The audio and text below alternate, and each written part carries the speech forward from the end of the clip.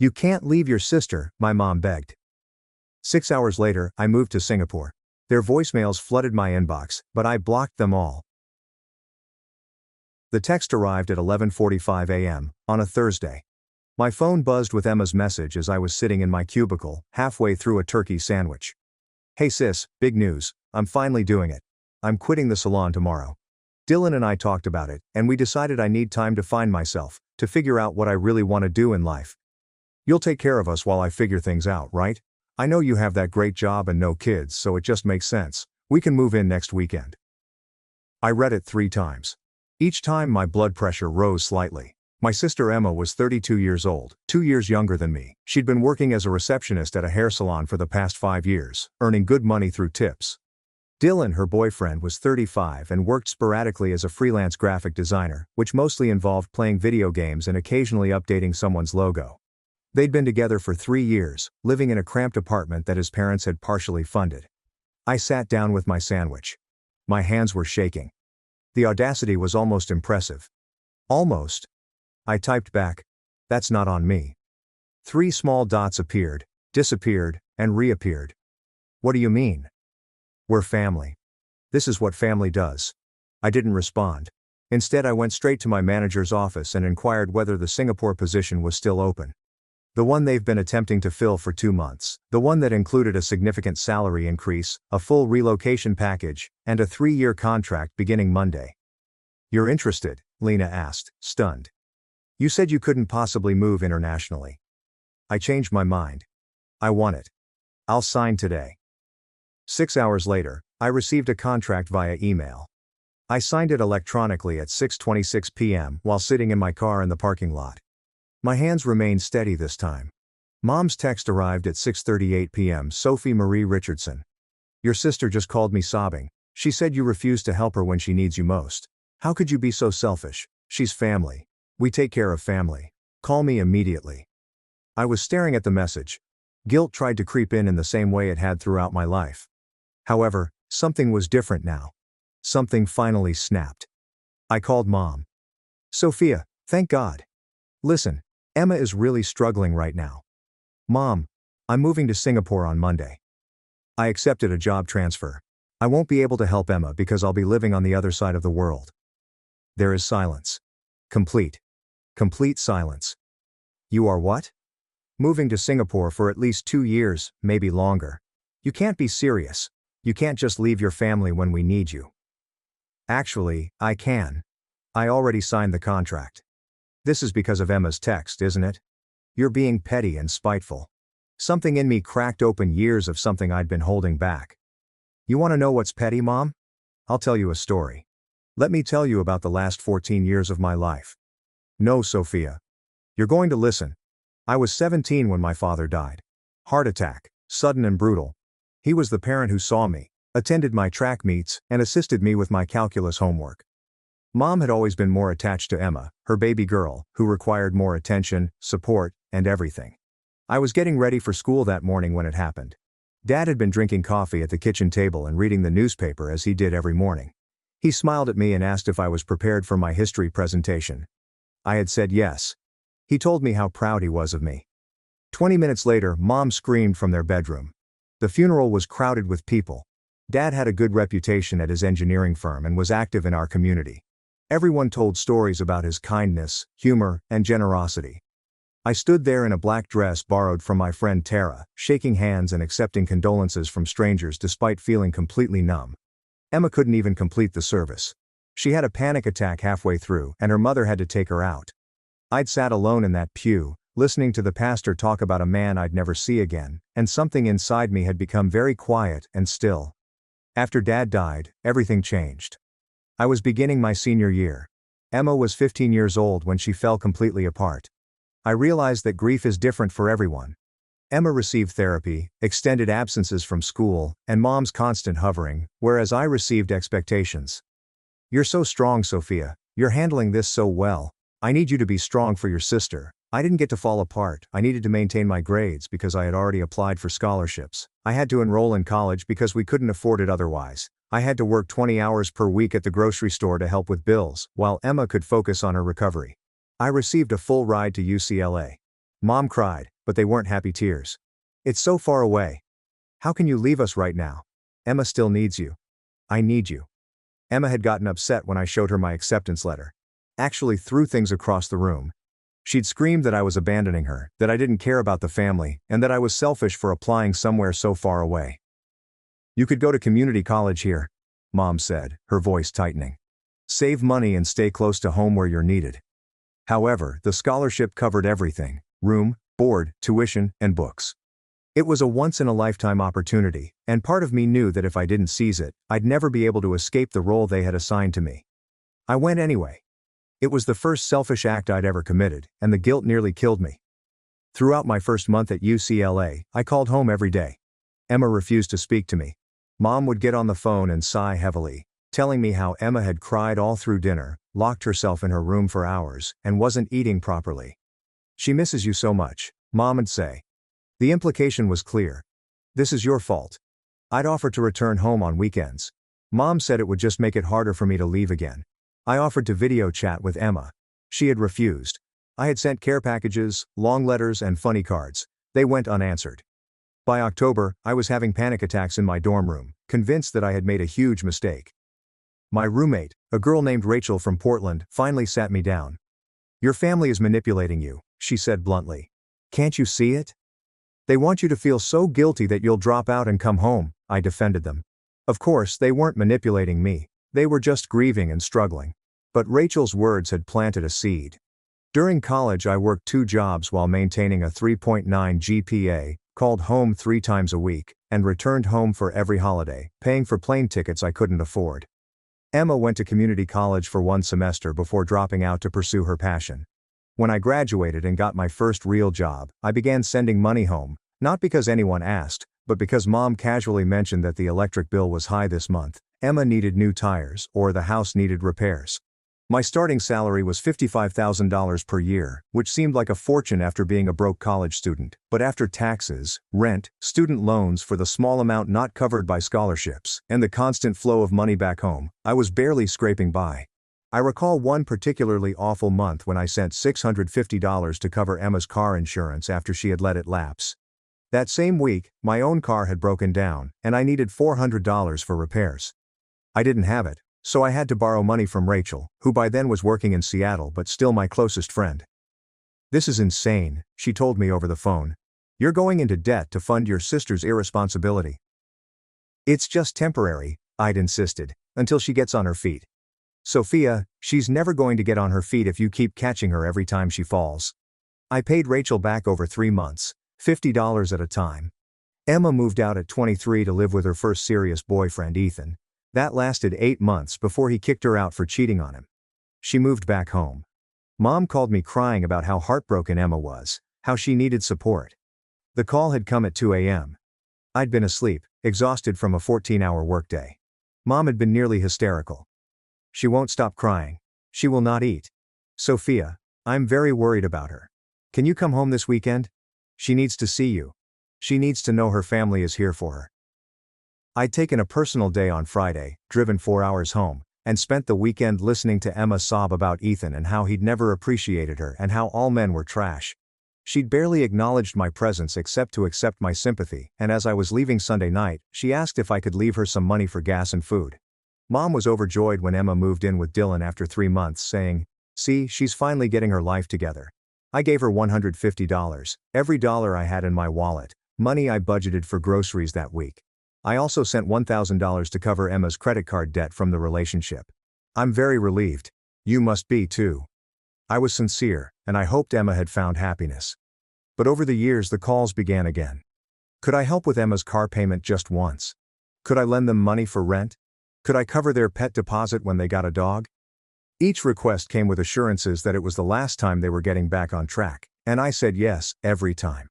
Last Christmas I spent $800 on gifts for Emma, Dylan and Mom, and flew home for 4 days, spending another $650 on plane tickets.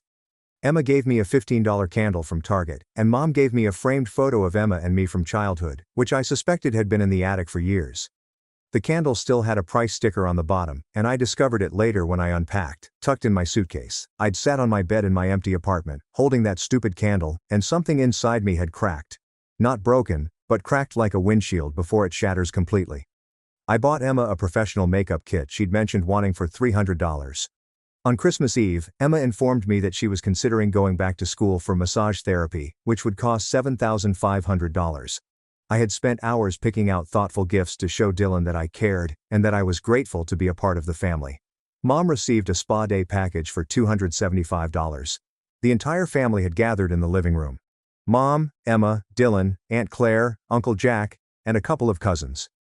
Emma had announced it as if it were exciting news, but her gaze had been on me the entire time. "That's great," I'd said. "How are you going to pay for it?" The room had become quiet, and Emma's smile had faltered. "Well, I hoped. I mean, you've always been so helpful in assisting me with my future investments. For example, the money I had given her over the years was invested in a dividend-paying mutual fund." "I'll think about it," I said before changing the subject. Mom later pulled me aside. "You know you're in a better position to help. You don't have kids, you make good money. Emma is really trying to improve her life." I said I would. I never did. Emma never brought it up again, which showed me how serious she was. But here's what I found out months later, from a cousin who felt bad for keeping quiet. Emma had already been accepted to the program. She had been telling everyone for weeks that I was paying for it. She boasted about her generous older sister, who had funded her career change. When the tuition deadline passed and I had not sent money, she informed everyone that I had backed out at the last minute. That I promised to help but then changed my mind. That I had let her down. I had been cast as the villain in a story I had no idea I was involved in. 3 months ago, Emma texted me and asked if I could co-sign a loan for a new car. Hers was old, but still functional. She preferred something nicer. I had said no for the first time in my life. Emma did not speak with me for 2 weeks. When she finally did, she acted as if nothing had happened, but her texts had a cold edge. All of this came pouring out to Mom over the phone. 14 years of being the responsible one, the strong one, the one who put everyone else's comfort ahead of their own. "I've given everything to this family," I explained, my voice eerily calm. "I supported myself through college. I worked myself to exhaustion, sent money I didn't have, and repeatedly put my own life on hold. And you know what I realized today, Mom? Nobody has ever asked me what I need, or what I want. Not once in 14 years. That's not fair, Sophia. We've always appreciated, have you? Because appreciation doesn't require more money. Appreciation would have asked me how I was doing when Dad died rather than telling me to be strong for Emma, and it would have celebrated my accomplishments rather than making me feel guilty for having them." Mom's voice became sharper. "Your father would be so disappointed in you right now." "No, Mom. Dad would be proud that I'm finally putting myself first. He's the one who taught me I was worth something. You're the one who taught me I was only valuable for what I could give everyone else." I hung up. My hands were shaking again, but this time from adrenaline, not anger. The following 3 days were chaotic. Emma called me 17 times. I didn't respond. She left voicemails ranging from hurt, angry, and desperate. "How can you do this to me? I'm your sister, you're being a selfish blank, and I hope you realize that. Please live. Please talk to me, I'm scared and don't know what to do." I listened to each voicemail once before deleting it. Some part of me needed to hear them to understand what I was leaving behind. In her last message, her voice was small and broken, as if she were terrified. The old me would have crumbled, called back, apologized, and worked out a compromise. The new me pressed delete and continued packing. Mom texted me long paragraphs about family obligations, how I was ignoring them, and how she had raised me better than this. She tried guilt, anger, and then bargaining. "What if Emma promises to get another job right away? What if she only stays with you for a few months? What if we all sit down and talk about this?" In addition to Mom's messages, there were texts from Emma's friends, people I barely knew. Emma appears to have rallied her troops, telling them that her heartless sister was abandoning her in her time of need. "How can you do this to Emma? She's always talked about how close you two are. Family is supposed to be there for each other. This is really messed up. I hope you can live with yourself." I disconnected all the phones I didn't recognize. Then I blocked some of them. My own friends had a different story. Jessica, who I'd known since college, had texted me, "Fucking finally. I'm so proud of you, let me know if you need any assistance packing." Rachel called from Seattle. "Oh my God, you actually did it. You actually chose yourself. Sophia, I'm legitimately emotional right now. This is the best thing you've ever done." My coworker Amanda, with whom I'd had a few drinks, sent word about Singapore. That is incredible. Let me know if you need any recommendations. My brother lived there for 2 years. The contrast was striking. People who genuinely cared for me were enthusiastic and supportive.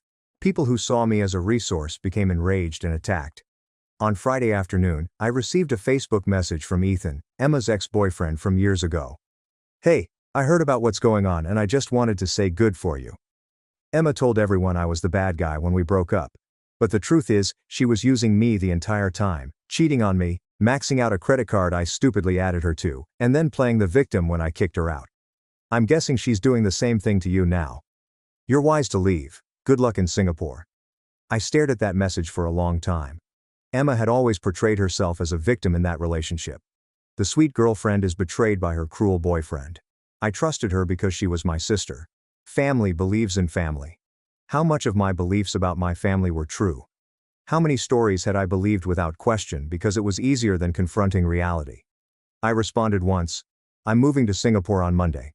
This decision is final. I need space from both of you." Then I muted their phones. My best friend Jessica came over on Saturday to help me pack. She had known about my family's situation for years and had become increasingly vocal about how they treated me. "I'm so proud of you," she said, wrapping my dishes in newspaper. "Do you know how many times I've watched them bleed you dry? How many times I've bitten my tongue while you made excuses for them? Why didn't you say something? Would you have listened?" She had the right idea. I would not have. I'd fallen too deep into the pattern, too conditioned to believe that being a good daughter and sister required sacrificing everything. Sunday morning, I received an email from Mom. The subject line said, "Please read important." The email was long. She clearly invested time in it. It mentioned how she had been reflecting on our conversation, how she may have put too much pressure on me over the years, and how she wanted to understand my point of view. It was almost enough to make me reconsider. But then I got to the final paragraph. "According to me, I really think you're making a huge mistake with this Singapore job. It's so far away. And what if something happens to Emma or me? What if we need you? I think you should reconsider. There will be other job opportunities.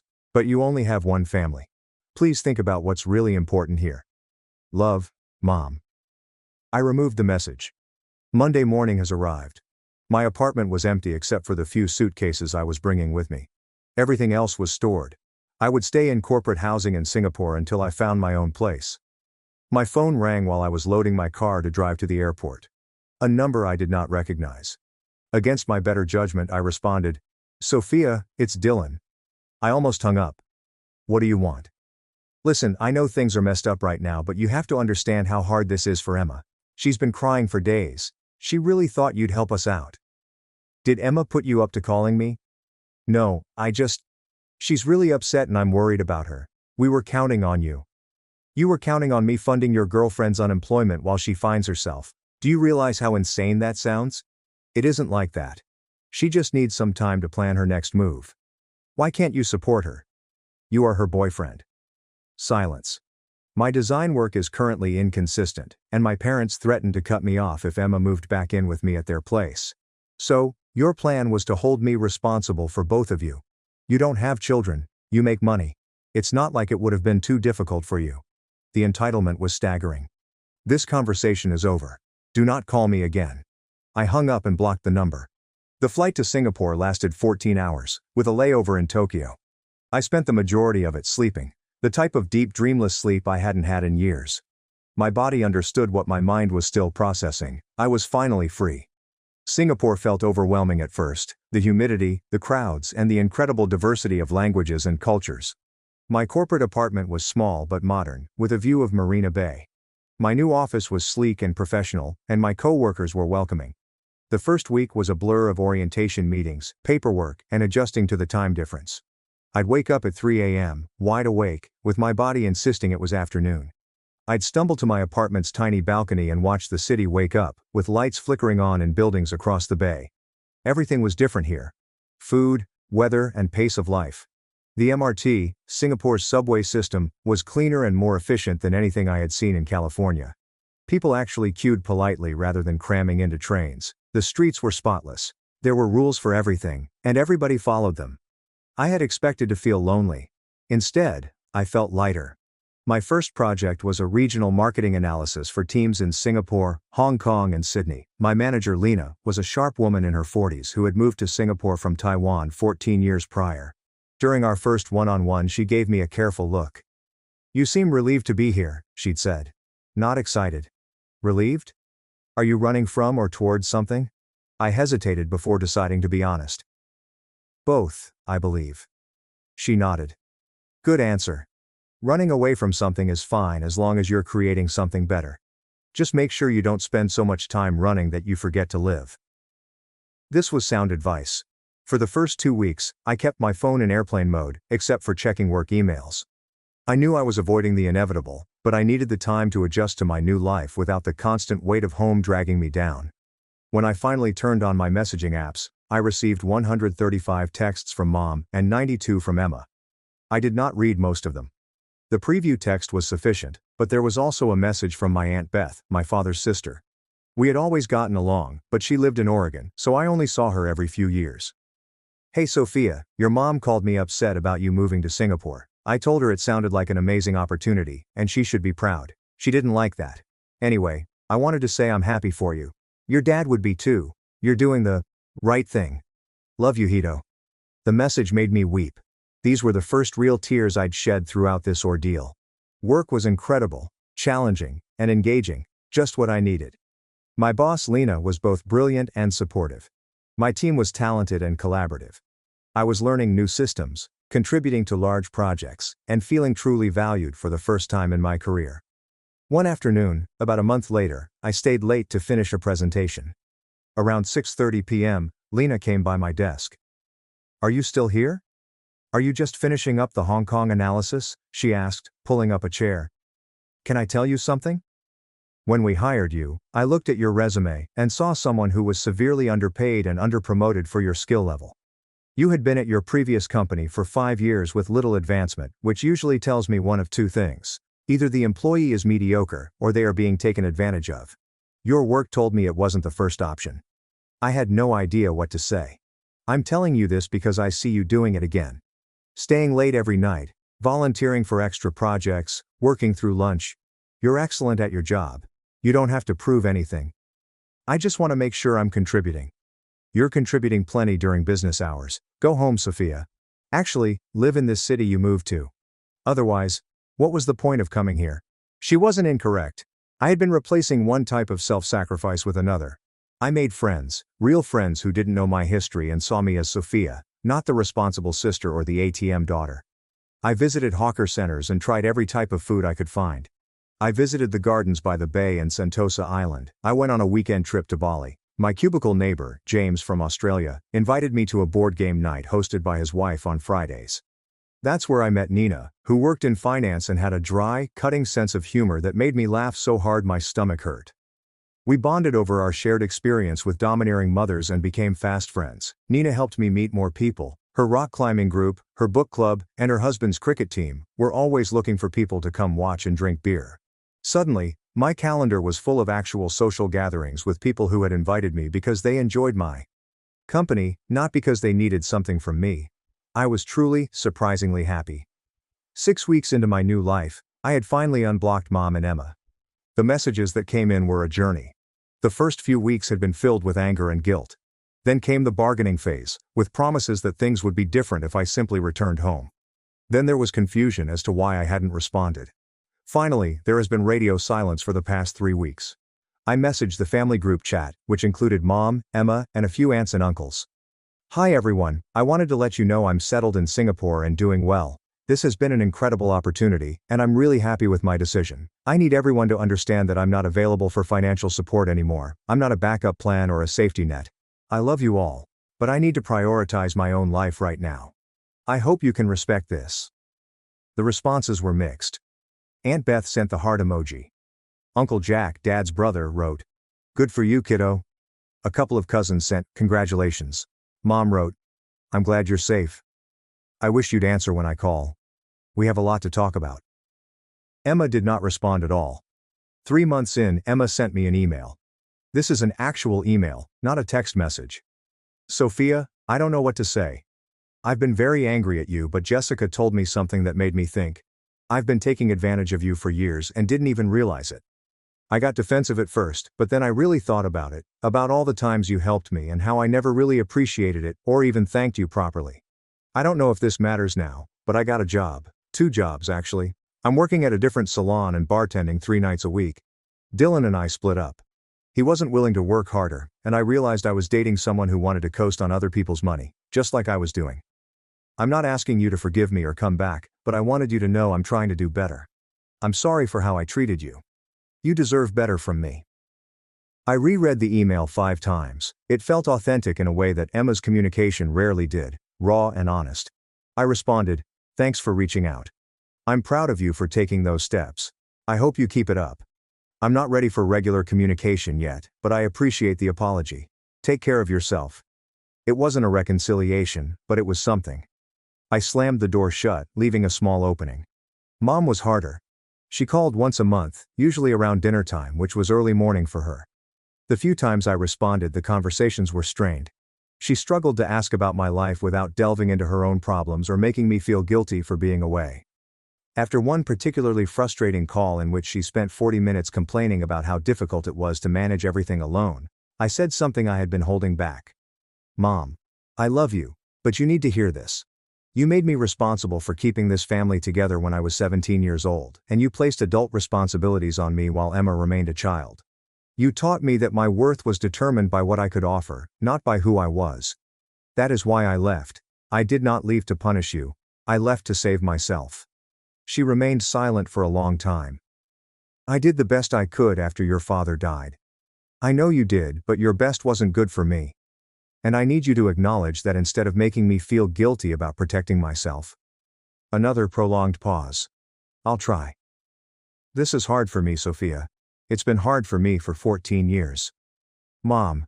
We hung up shortly after, and she didn't call again for 5 weeks.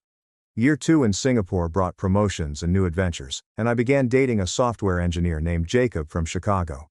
We bonded over being American expats and our shared love of terrible action movies. It wasn't serious, but it was fun, healthy, and uncomplicated.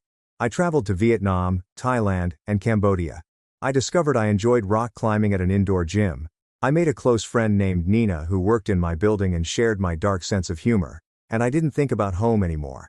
Not because I had forgotten, but because I had built a life that did not revolve around other people's needs. Emma sent occasional updates via email. She had been promoted to assistant manager at the salon, she was dating a new teacher who appeared stable, and she had begun paying off her credit card debt. The emails were brief but consistent, and I appreciated them more than long apologies would have meant. Mom and I talked every other month, and while the conversations were still awkward, they were less fraught. She was learning to ask about my life without immediately pivoting to her own struggles, which was progress, even if it was slow. Then came the call that changed everything. It was 2 years and 4 months after I had left, and Mom called on a Tuesday, which was unusual. Her voice was shaky. "Sophia, I need to tell you something. I visited the doctor last week. They discovered something during my mammogram. It is breast cancer. Stage 2. My stomach dropped. What is the treatment plan?" "A lumpectomy followed by radiation. They are optimistic about the prognosis, but I am scared, honey. I'm really scared." For the first time in years she sounded like she actually needed me, not my money or my sacrifice, but just me. "I'm here, Mom. I can't fly home right now due to work, but I am here. We will get through this."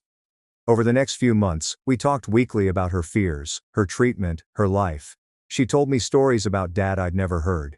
She inquired about my work, my friends, my relationship with Jacob, and she apologized for the pressure she'd put on me. "I was so overwhelmed after your father died. Emma was falling apart, and you appeared to be so strong. I relied on you because you were capable, but I never considered whether you should have done the same. I took your strength for granted and turned you into a parent when you should have just been my daughter." I'm sorry I cried during that conversation. The kind of crying that releases years of pain. "Thank you for saying that, Mom."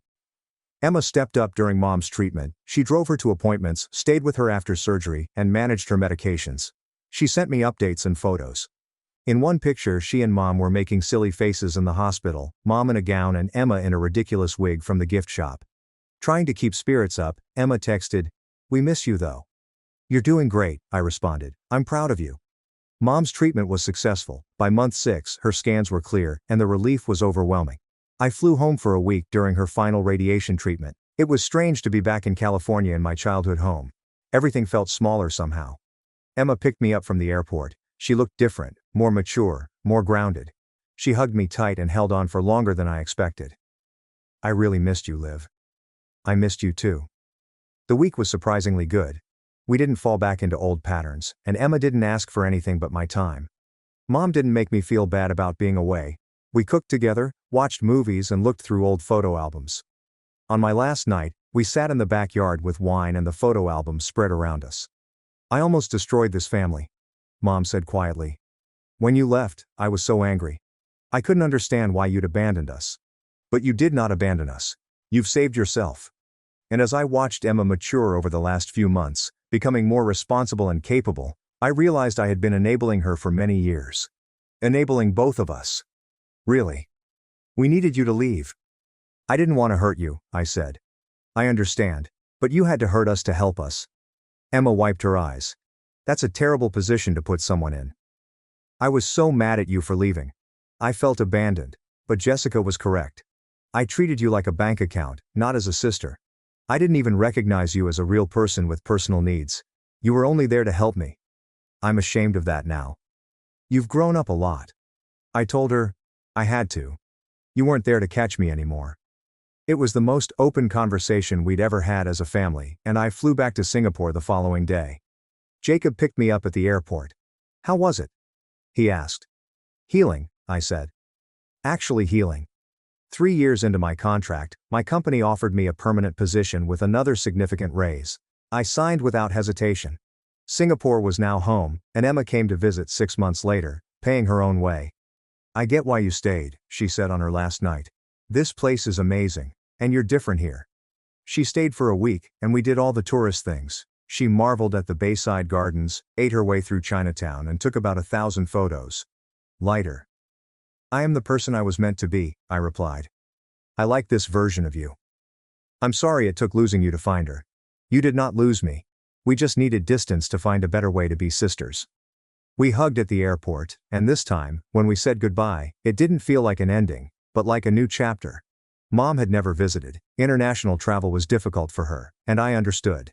4 years after leaving, I was promoted to regional director, and she told me about her book club and her garden, while I told her about work promotions and weekend trips. We had monthly video calls, and the conversations were good and genuine. At 35, I was managing teams across 3 countries and making more money than I'd ever imagined. I had friends who felt like family, and I had a life I'd built entirely on my own terms. Sometimes I thought about Emma's text, the one that had changed everything, and the entitled assumption that I'd given up my life for hers without question. The expectation that had been so deeply ingrained in our family dynamic that she hadn't even considered I might say no. I didn't regret what I'd done. Not for a second. Setting that boundary, making that choice, signing that contract had been the hardest and best decision of my life. My family had accused me of being selfish, of abandoning them in their hour of need. But I hadn't abandoned anyone. I'd finally stopped abandoning myself, because you can't save people who won't save themselves, and you can't sacrifice yourself for someone else's growth. Sometimes the most loving thing you can do is take a step back and let people face the consequences of their actions. Emma needed to learn responsibility. Mom had to learn that love isn't the same as enabling, and I needed to learn that my dreams and happiness were just as important as anyone else's. The boundaries I set weren't walls, but bridges to healthier relationships, even if it meant everything falling apart first. Emma sent me a photo last month. She was standing in front of her own salon, keys in hand, having saved for 3 years and purchased it outright. Did it myself, she wrote. No one's money but mine. I wish you were here to celebrate. I'm so proud of you, I replied, and I meant it wholeheartedly. That night, I stood on my balcony overlooking the Singapore skyline, the lights of the city spreading out like stars. My phone buzzed with messages from friends making plans for the weekend. Jacob was coming over later with Thai takeout. Nina wanted to know if I was free to go climbing on Saturday, and my life was full. Not with obligation, guilt or sacrifice, but with joy, choice, and the kind of freedom that comes from finally putting yourself first. Somewhere across the world, my family was learning to stand on their own feet. They were learning to be whole without using me as a crutch, and it had taken an ocean between us to make it possible. I didn't resent them anymore. I didn't even feel angry. I felt free, after my twin was beaten. For a year, he asked me to take his place. I gathered the evidence, exposed his abusers, and watched their world collapse. My identical twin brother arrived at my flat last year, looking like he had been through a battle zone. It turned out that his wife's brothers had been using him as a punching bag for almost 10 months. He requested me to trade places with him so he could get away and heal. I accepted and spent 6 weeks living his nightmare and capturing everything. Then I invited those folks to dinner and watched as their world burned. Here's how things went down. I'm James, 34, and I work as a civil engineer at a construction company in Seattle. I have a decent job, own my condo, drive a reliable truck, and live a quite simple life. My twin brother Luke and I are identical. We have the same height, build, and facial features, down to a little scar over our left forehead from a childhood bike accident. Growing up, we were constantly messing with people, swapping classes in high school and pretending to be one other at family gatherings.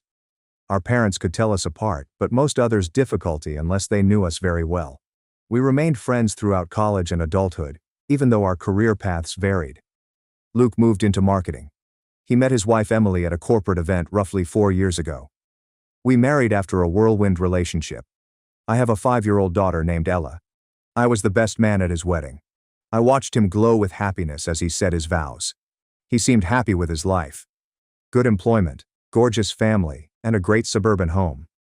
That is why I was utterly unprepared for what happened on Tuesday evening in March.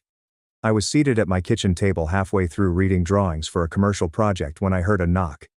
It wasn't the confident rap of a visiting friend or the snappy touch of a delivery driver.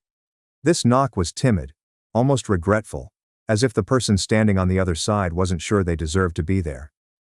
I recall setting down my coffee mug and stepping to the door, a faint sense of anxiety gathering in my chest. When I opened the door, I didn't immediately identify the person standing there. Not because he looked different than me. We're identical twins, mirrors of each other in virtually every physical way. But the person in front of me appeared reduced, as if someone had taken my confident, accomplished brother and hollowed him out from within. His shoulders were bent forward.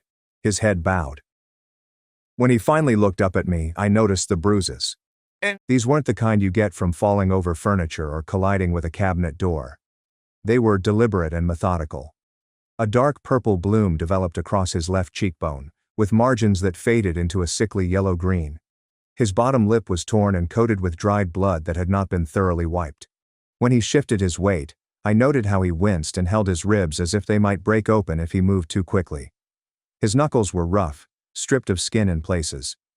He had a haunted look in his eyes that I had never seen before. Not even when we were youngsters, when things were really terrible after Mom died. This was different. This was the look of someone who had been gradually broken down over a long time. I took a step back without thinking, opening the door wider. Luke strolled by me into the apartment, like a ghost wandering through a life he no longer belonged to. I closed and locked the door behind him, then turned to face him. He stood in the center of my living room, arms wrapped around himself and looking at the floor. The stillness stretched out, oppressive and crushing, until I was finally able to whisper his name. He flinched at the sound. That brief reaction, so unlike the confident, charming brother I'd known my entire life, drove a cold rush of anxiety through me. What happened? My voice came out rougher than I wanted, piercing with stress and a hint of wrath. He did not respond right away. Instead, he slumped down onto the edge of my couch, moving slowly as if every part of him pained. He put his elbows on his knees and let his head hang forward, hands clutched so tightly that his knuckles turned white. When he finally spoke, his voice was just above a whisper, broken and wounded, and it made my chest ache. "It's Emily's brothers," he explained simply. "Ryan and Daniel." My stomach sank. I faintly recall them as loud, dominating men who dominated every family meeting, shouted over everyone, and acted as if they owned the place they occupied.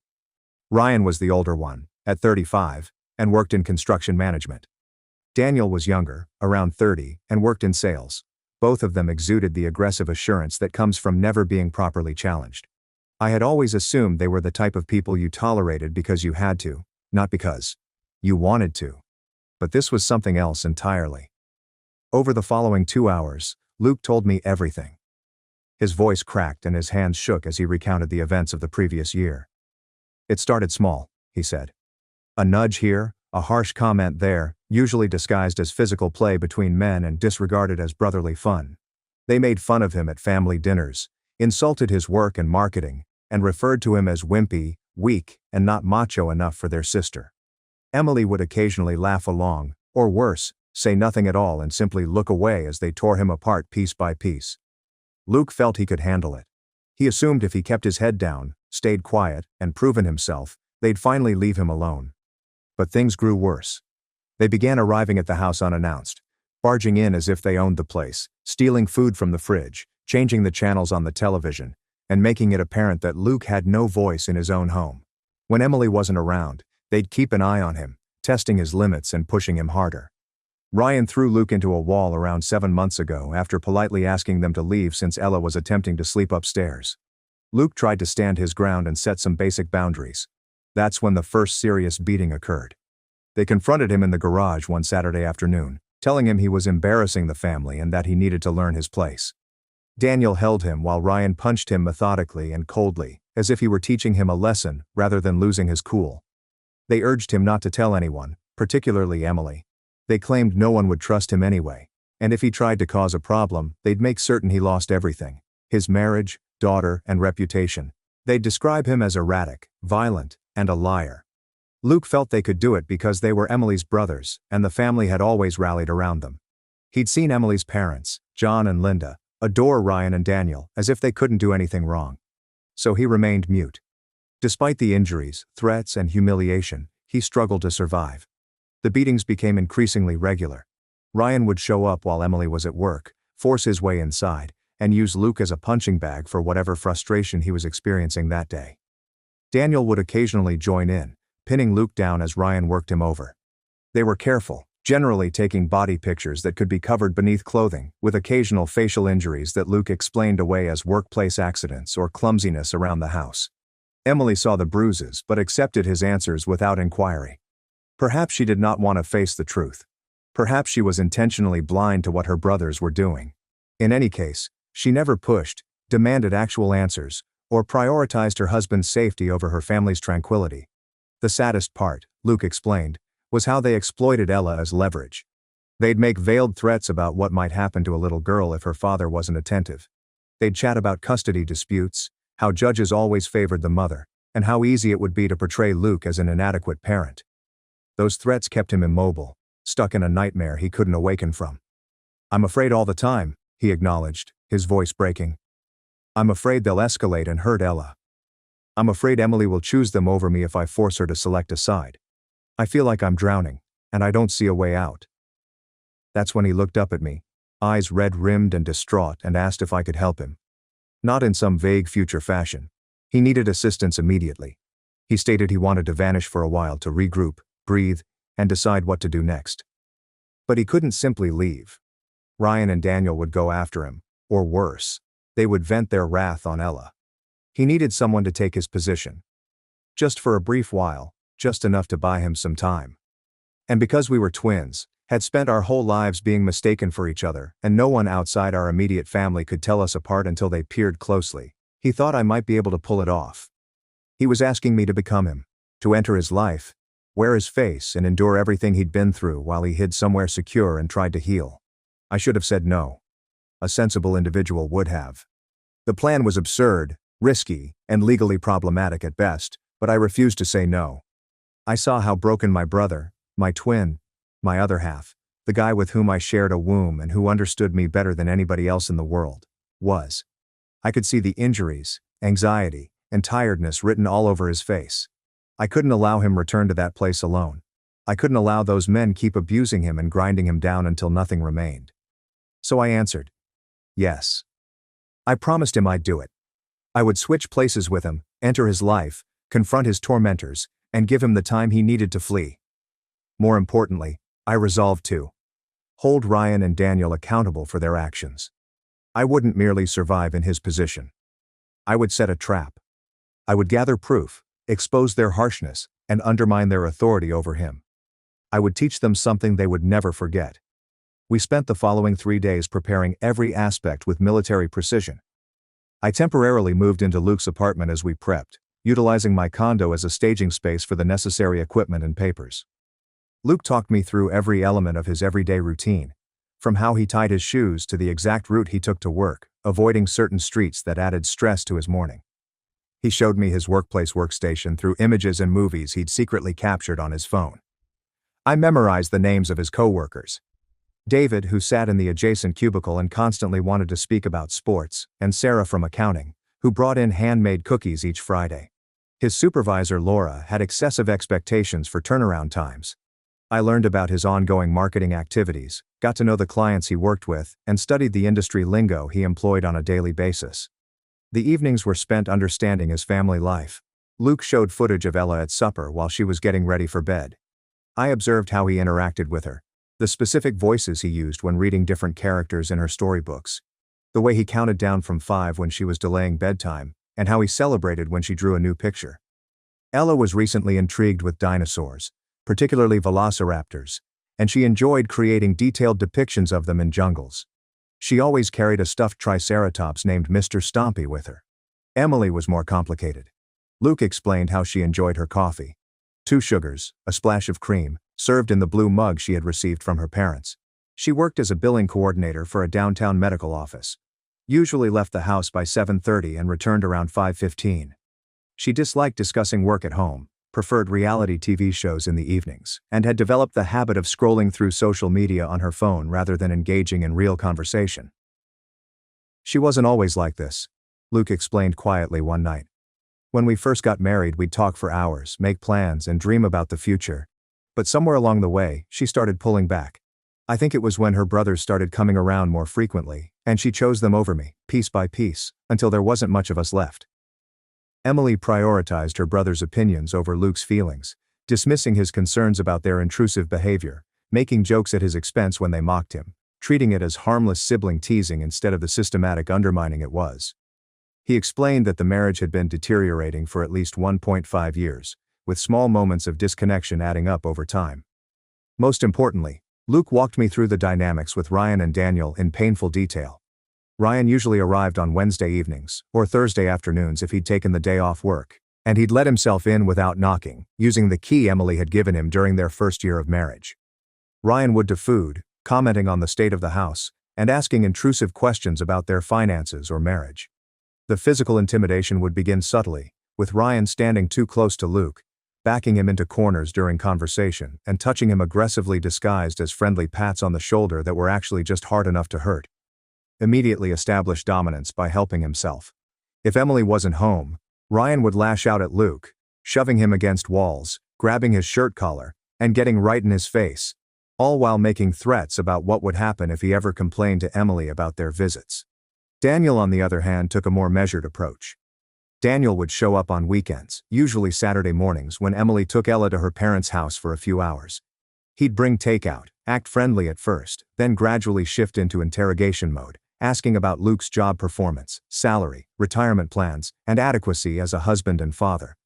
Each question was designed to undermine and diminish. Daniel's the one who first threatened Ella, Luke told me, his voice shaking with the memory. He said it casually, as if he were commenting on the weather, just mentioning how easy it would be for a child to have an accident, how tragic it would be if something happened to her because her father couldn't protect her properly. He smiled as he said it. James smiled, as if he enjoyed watching me realize how powerless I was. Both brothers had keys, both felt entitled to show up whenever they wanted, and both had made it clear that if Luke ever told Emily the full extent of what was going on, he would lose everything. They'd already talked about their strategy, how they'd claim Luke was mentally unstable, how they'd present his inevitable defensive injuries as evidence he was violent, and how they'd paint themselves as concerned brothers trying to protect their sister from an abusive husband. It was a calculated campaign of terror, and they'd been getting away with it because Luke was paralyzed by fear of losing Ella, and no one in Emily's family would believe him over her brothers. I set up. I bought a small audio recorder that looked like a pen and kept it in my shirt pocket whenever I was at home.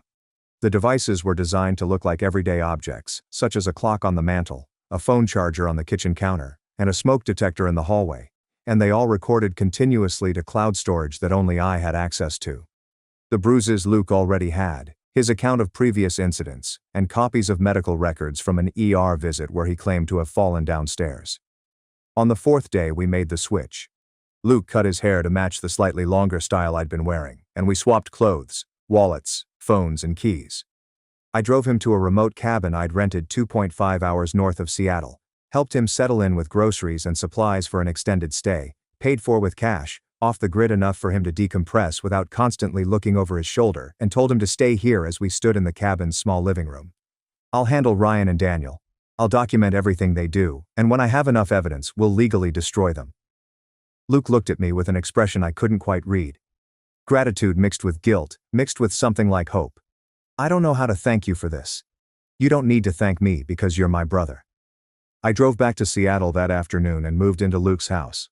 Emily was at work, Ella was at daycare, and I walked through the rooms, familiarizing myself with the space, the layout, and the small details that would help me sell the illusion. There were family photos on the walls, and Ella's artwork was magnetized to the refrigerator. Emily's reading glasses were on the coffee table, and I was in the kitchen preparing spaghetti with meat sauce, one of Luke's standard weeknight meals. I'd practiced his body language in the mirror, the slightly hunched shoulders, the way he'd learned to make himself smaller, less threatening, less noticeable. "Hey," I said as she walked in, keeping my voice level and neutral. "Hey," she replied, barely looking at me as she sat down her purse and helped Ella out of her jacket. Traffic was awful. "Ella, go wash your hands for dinner." The 5-year-old bounded off to the bathroom and Emily moved through the kitchen with the practiced efficiency of someone going through familiar motions.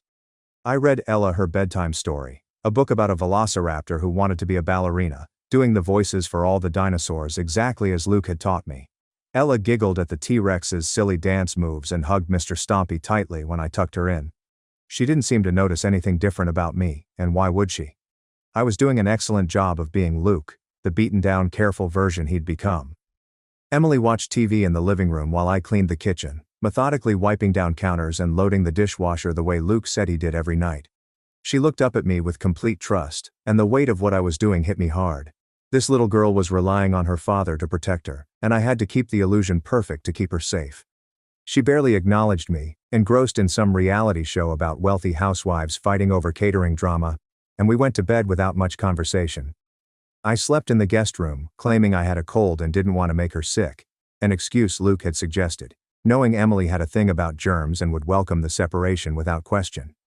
After Emily fell asleep, I'd go over the day's recordings, take detailed notes, and back everything up to multiple cloud storage locations. I made a spreadsheet that tracked every incident, threat, and moment that could be used as evidence, with dates, times, people present, exact words spoken, physical actions taken, all documented with the precision I normally used for engineering projects. Ryan arrived on Wednesday evening, right on time. I was home from work around 6 p.m., heating up leftovers in the microwave, when I heard his key in the lock. He walked in like he owned the place, didn't knock or announce himself, just strode into the kitchen and grabbed a soda from the refrigerator without asking. "Hey there, champ," he said with the condescending tone Luke warned me about. Ryan was a big guy, about 6'1" and probably 210 pounds. All of it comes from lifting weights at the gym rather than developing functional strength. He exuded the confidence of someone who had never been seriously challenged, who had spent his entire life getting away with bullying because he was bigger and louder than everyone else. A difficult day at work pushing papers. I kept my gaze down, assuming the role Luke had played for over a year. It was just a long day with many meetings. Yes, meetings. Ryan laughed as if it were the funniest thing he'd heard that day. It must be difficult to sit in conference rooms discussing marketing strategies while real men are doing actual work. My crew poured the foundation for a 3-story office building today. Built something real, something that will last. The implication was clear. Luke's career was meaningless. His work was useless. He was less of a man because he did not engage in physical labor. It was the same pattern Luke had described. Ryan's script for establishing dominance and making his brother-in-law feel inferior. I did not respond, instead focusing on my plate of reheated casserole. Ryan circled the kitchen island and crowded me against the counter. "This was how it always began," Luke explained. "Small provocations are intended to push boundaries and reinforce the power dynamic." "Emily working late again?" Ryan inquired, his tone implying that he already knew the answer. "She'll get home around 7. Good. Good. You don't want her to see her husband as such a pathetic loser, right?" He shoved my shoulder. Not hard enough to cause injury, but aggressive enough to be intimidating. "You are embarrassing her." You understand that my sister deserves better than some wimpy marketing nerd who cannot stand up for himself.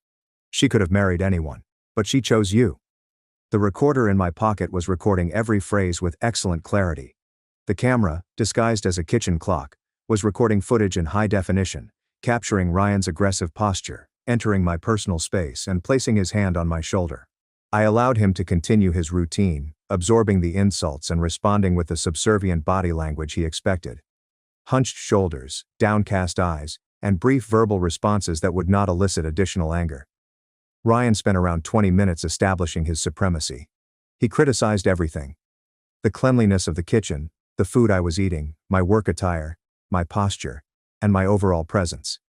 Every insult was intended to undermine Luke's self-esteem, to reinforce the notion that he was useless and should be lucky Ryan and Daniel tolerated him at all.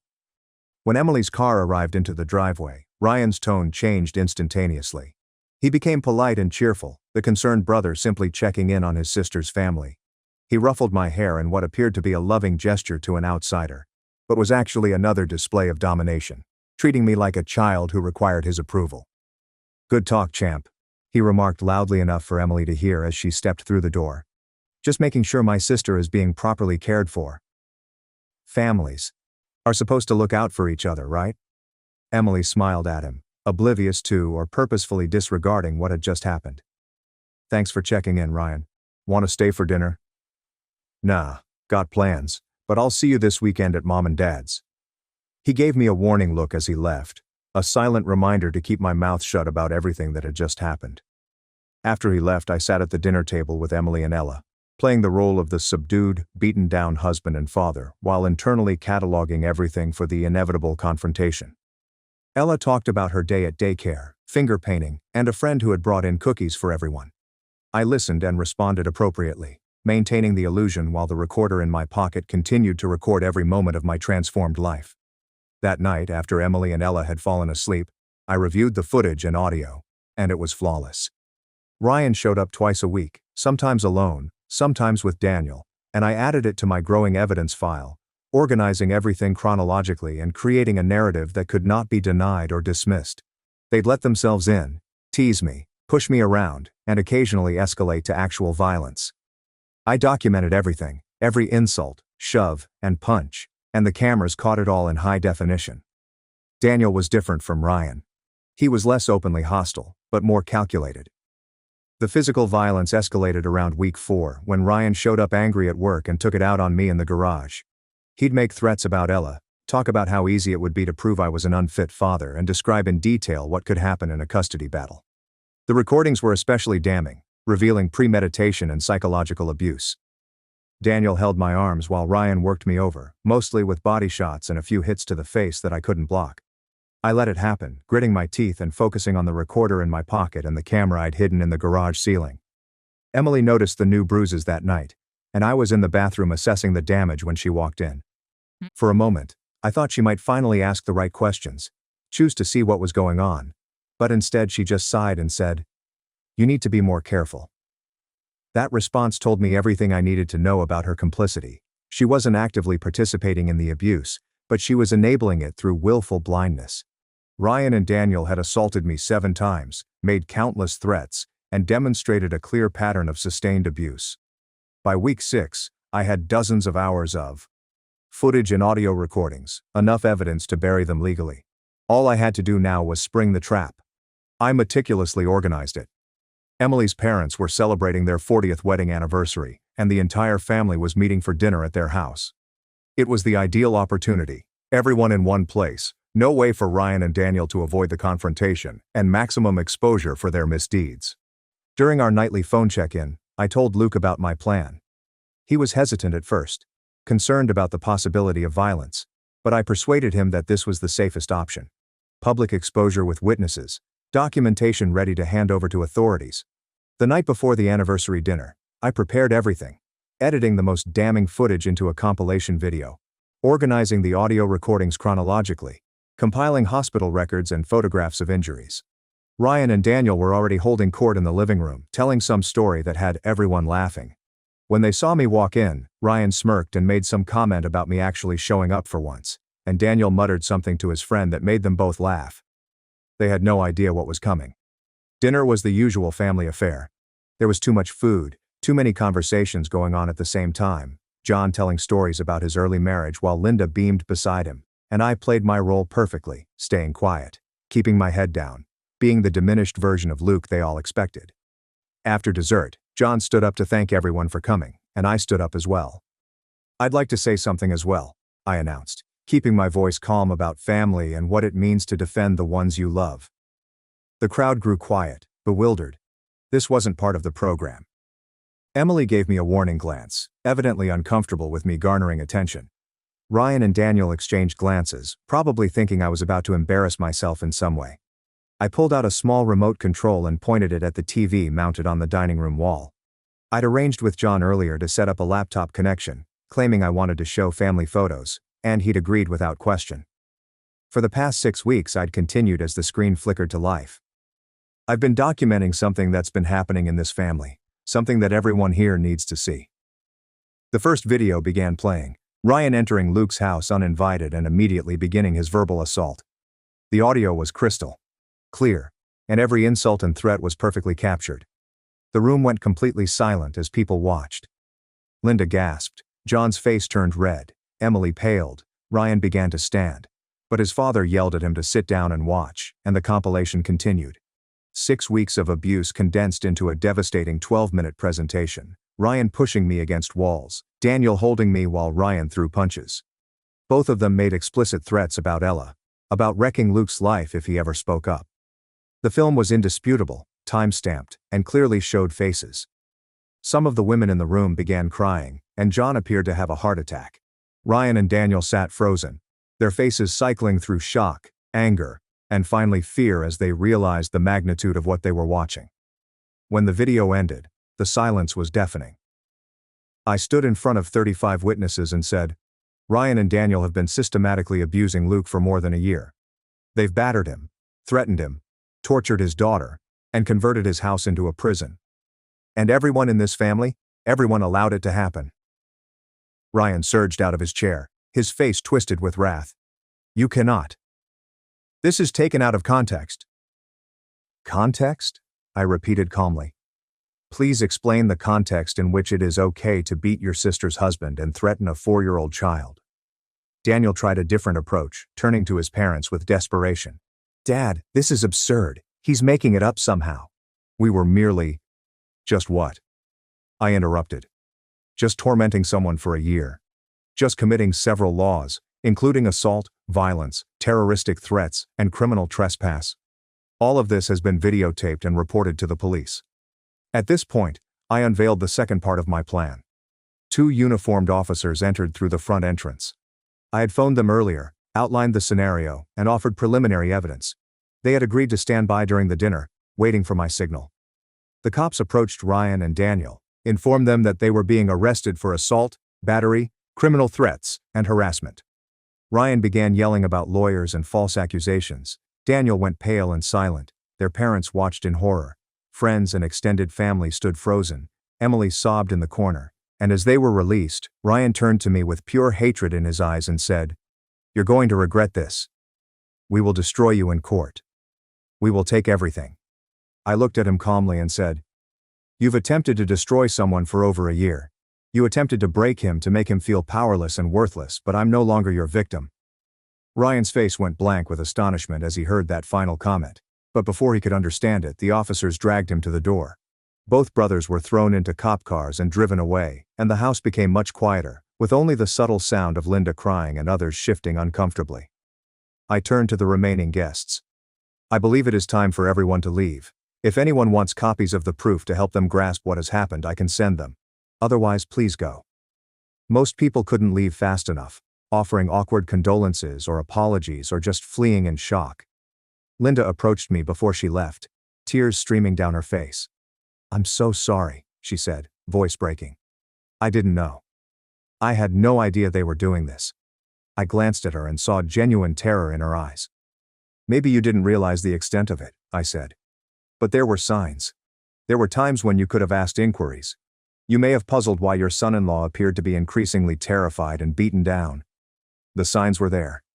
Everyone decided not to see them." She nodded, crying more, and walked away with John, who had yet to speak. Emily sat on the couch, her face blotchy from crying, and looked up at me with something resembling fury. "How could you do this to my family?" she inquired, her voice quivering. "We're going to lose everything because of you." I sat across from her, suddenly fatigued as the adrenaline that had kept me going began to wear off. "Emily, your brothers have been hitting your husband for over a year. They terrified your daughter. They transformed your house into a haven of dread and violence, and you allowed them. You made things easier for them. You prioritized their approval over your family's safety. This did not happen because of me. This happened as a result of choices you and your brothers made repeatedly." She shook her head, still in denial. "But they were just being protective, making sure you were treating me well." I let out a bitter laugh. "Protecting you from what? From a husband who adored you and wished to create a life with you. Emily, they weren't defending you. They were controlling you and abusing him, and you let them because it was easier than standing up to them." I stood up and told her that divorce papers would be filed within a week, that Luke would be seeking sole custody of Ella, and that she should hire a lawyer. She looked at me in confusion, about to ask something, when I decided to tell her the truth. "I'm not your spouse," I clarified. "I'm his twin brother, James. Luke came to me 6 weeks ago, bruised, afraid, and broken. He urged me to trade places with him so he could escape and heal. So I came into his life and took his position. I've been living here, absorbing the abuse he was taking, documenting everything, and constructing a case to destroy the men who were destroying him." I watched her face cycle between uncertainty, disbelief, shock, and eventually comprehension. "You are his brother. This whole time, everything you've been doing to Luke for the past 6 weeks, you've been doing to me," I said. "Every blow, every insult, every moment of cruelty, I took it for him, and I videotaped it all. Your husband is safe, away from you and your brothers. He's been healing, and I've been gathering evidence to ensure Ryan and Daniel face the consequences of their actions." She looked at me for a long time, and I noticed something shatter behind her eyes. I went upstairs to the guest room I'd been using, closed the door behind me, and shut it out. She put her face in her hands and sobbed, and I felt no sympathy. I told her I'd be staying in the house that night, but she should probably go to her parents' place. I had exposed them, sprung the trap, and they had stepped straight into it.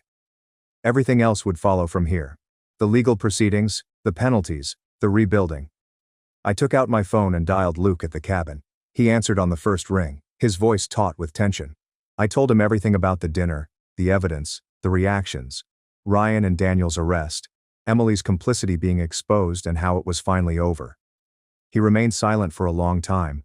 Then I heard him cry, great gasping sobs of relief and release. "Thank you," he said when he could speak again. "I don't know how to thank you enough."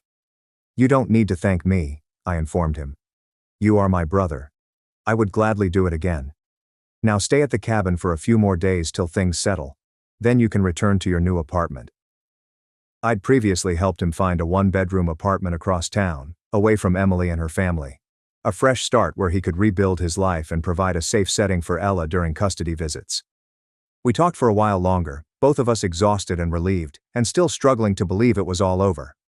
After we hung up, I just sat there in the quiet room, feeling the bruises ache, the exhaustion settle into my bones, and I let myself breathe.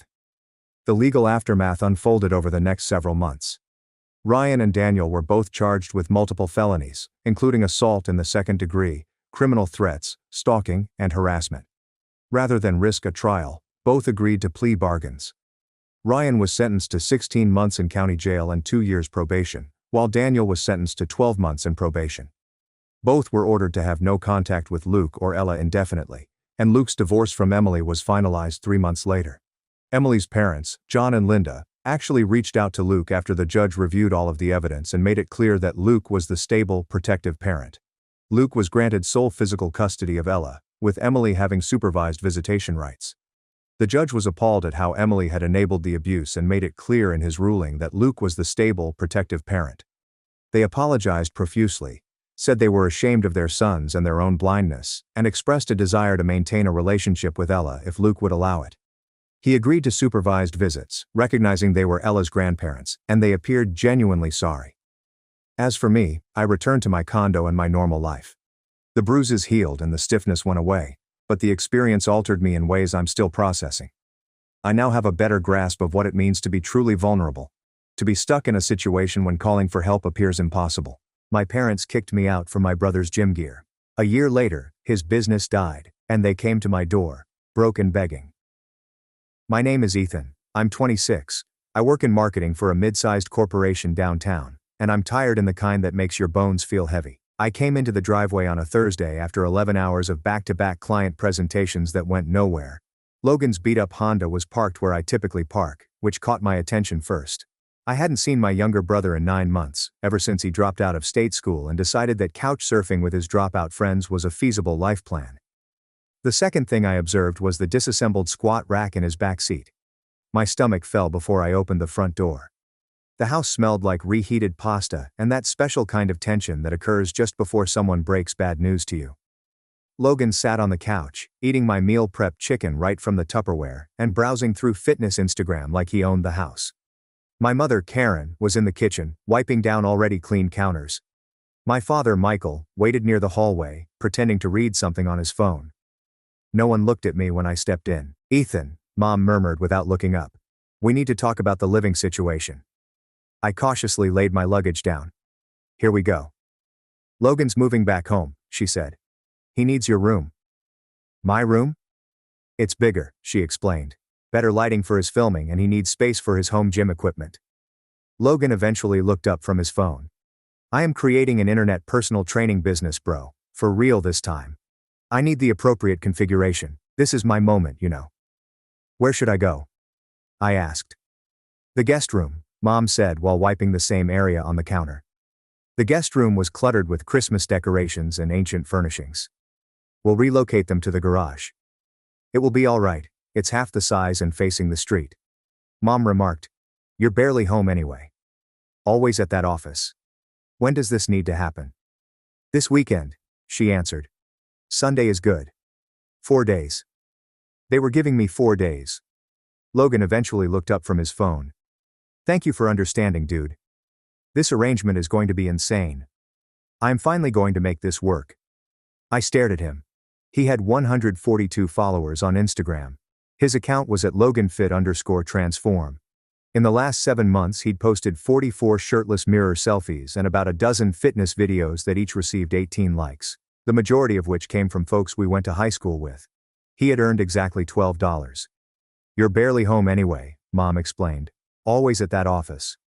Plus, you don't need all that space for suits and a laptop," Logan replied. "I need room for my bench, squat rack, lighting, filming space, real equipment." I opened my lips to argue, to point out that I do live here, that I have a life, a workspace, and other important possessions. But Mom shut me off. "Logan needs space for his equipment and content development. He's starting a serious business." Dad said nothing. He didn't even look up from his phone. Simply stood there like a piece of furniture. "How about the bills I pay?" I asked. Mom did not miss a beat. "Obviously, you will continue to handle that. This is still your home. You're still a member of this family." There it was. The thing that tightened my chest. For 3 years, I'd been paying $900 per month for this house. Internet, utilities, groceries, streaming services, Mom's car insurance, things they'd asked me to assist with that became permanent. Things they stopped thanking me for after the first month. "Logan needs to focus on building his brand right now," Mom explained. "He cannot be distracted by debts or duties.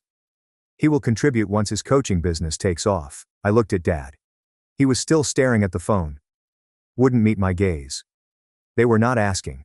They were telling. "When do I have to be out?" I asked gently. "Sunday's fine," Mom said. "That gives you the weekend." Logan had already returned to his phone, reading through fitness influencer accounts and perhaps imagining himself among them. I went upstairs to my room, which I'd had since I was 9. Posters from high school are still on the walls. My desk, where I'd done homework, written college applications, and created the budget that kept this place operating without anybody noticing. I sat on my bed, pulling up my bank statements. $915 last month, $942 the previous month, and $885 prior to that. I scrolled back. 3 years of payments totaling almost $22,000. Logan was performing noisy push-ups, counting reps as if he were recording. Then Mom's voice. "Ethan, Can you pick up protein powder on your way home from work tomorrow? Logan is almost out, as if nothing had occurred. I opened my laptop and searched for apartments. Then I opened a second tab and typed, how to remove yourself from utility accounts. If they wanted me gone, I would leave altogether. During my lunch break on Friday morning, I found a studio apartment for $1,200 a month, 30 minutes from work, and available immediately. Small, but clean. When I told the landlord I could sign today and move in tomorrow, he did not ask any questions. I took a sick day, my first in 20 months. By midday, I was back at home with boxes from U-Haul. Mom and Dad were at work. Logan was still sleeping. I packed in silence. Clothes, books, laptop, and the desk I'd purchased for myself sophomore year of college. Everything was mine. 3 years of life packed into boxes and rubbish bags. Logan walked out at midday, wearing compression shorts and a tank top, holding a protein shaker. He paused when he saw the boxes heaped outside my door. Yo, are you taking all that? It's mine. Yeah, but I was going to use that bookshelf for my supplements and equipment. Get yours, I instructed. Damn. Okay bro, chill. He scrolled through his phone. Do you have a link to where you bought it? I didn't respond. I just dragged another box down to my car. 3 trips. That was all it took to get myself out of this house. Mom returned home around 3 p.m. She stood in the driveway, arms crossed, as I loaded the last box. You're not really being theatrical about this, are you? I am doing what you asked. I am leaving. We are not kicking you out. We are merely rearranging. This is what families do. We create space for each other. I closed the trunk. She followed me to the driver's side door. So, about the utility transfer, I will email you the account information. You have 28 days before they shut off. Her face transformed. What do you mean, shut off? The accounts are in my name. You'll have to open fresh ones. That is ludicrous. Just continue paying them. We can send you our share via Venmo. I gazed at her. Really stared at her. You have never Venmo'd me your share. You are entitled to these services since you live here. I won't live here as of right now. You're being extremely selfish. Your father will hear about this. I went into my car. Logan was now on the porch, filming himself using his phone. Hey brother. Before you leave, could you explain me how to reset the Wi-Fi router? It keeps cutting out whenever I try to upload videos. I backed out of the driveway without responding. Dad's automobile drove past mine 2 streets distant. He was returning home. I observed him in my rearview mirror. He didn't slow down or turn around, just kept driving toward the home as if nothing was occurring. He did not even wave. The studio smelled like smoke and cheap air freshener. 1 room, a bathroom, and a kitchen that was essentially just a counter with a hot plate, but it was mine. It's just mine. I emptied the boxes in silence, put them against the wall, ordered pizza, and ate it on the floor. Around 10 p.m., my phone started buzzing. 4 missed calls from Mom. I let them ring through. That night I slept on a slow-leaking air mattress. I woke up around 2 a.m., half deflated on the floor. Sunday morning, I spent 3 hours on my laptop, deleting my name from everything. Electric company, account closure sought for October 30th.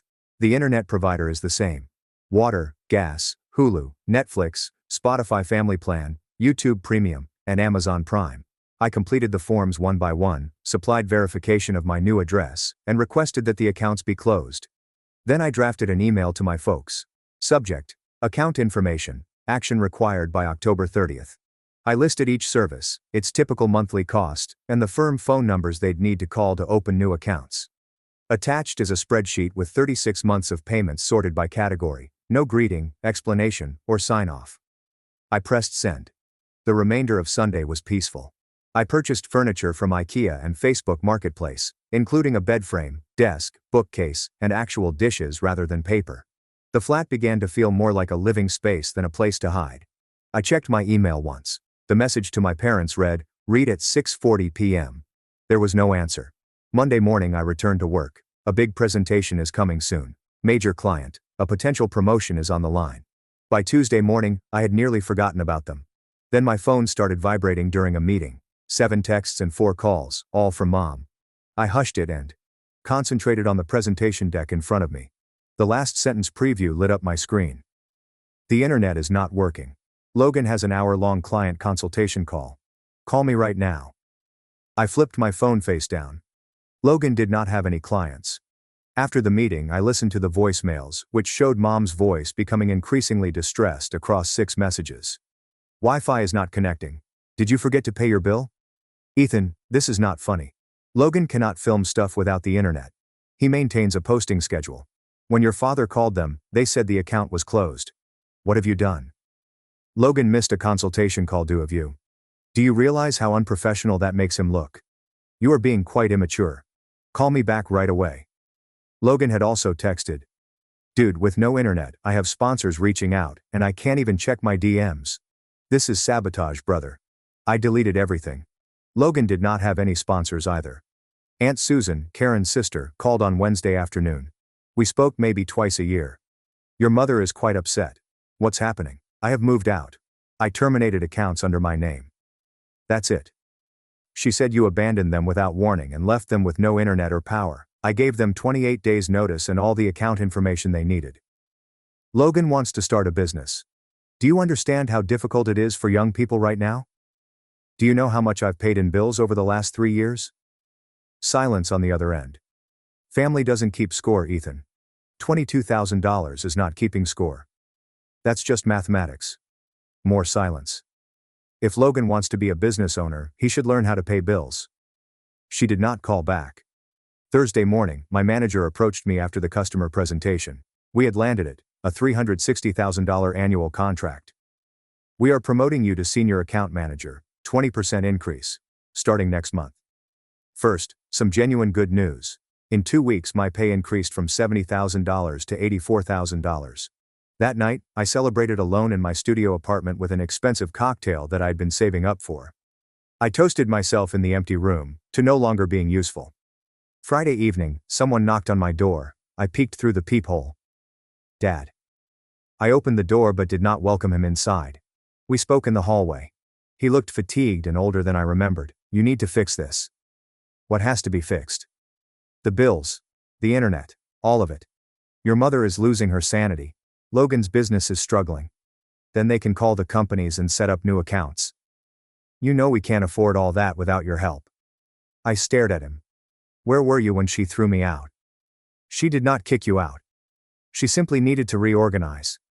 Where were you? He stared at his sneakers. I tried to speak to her.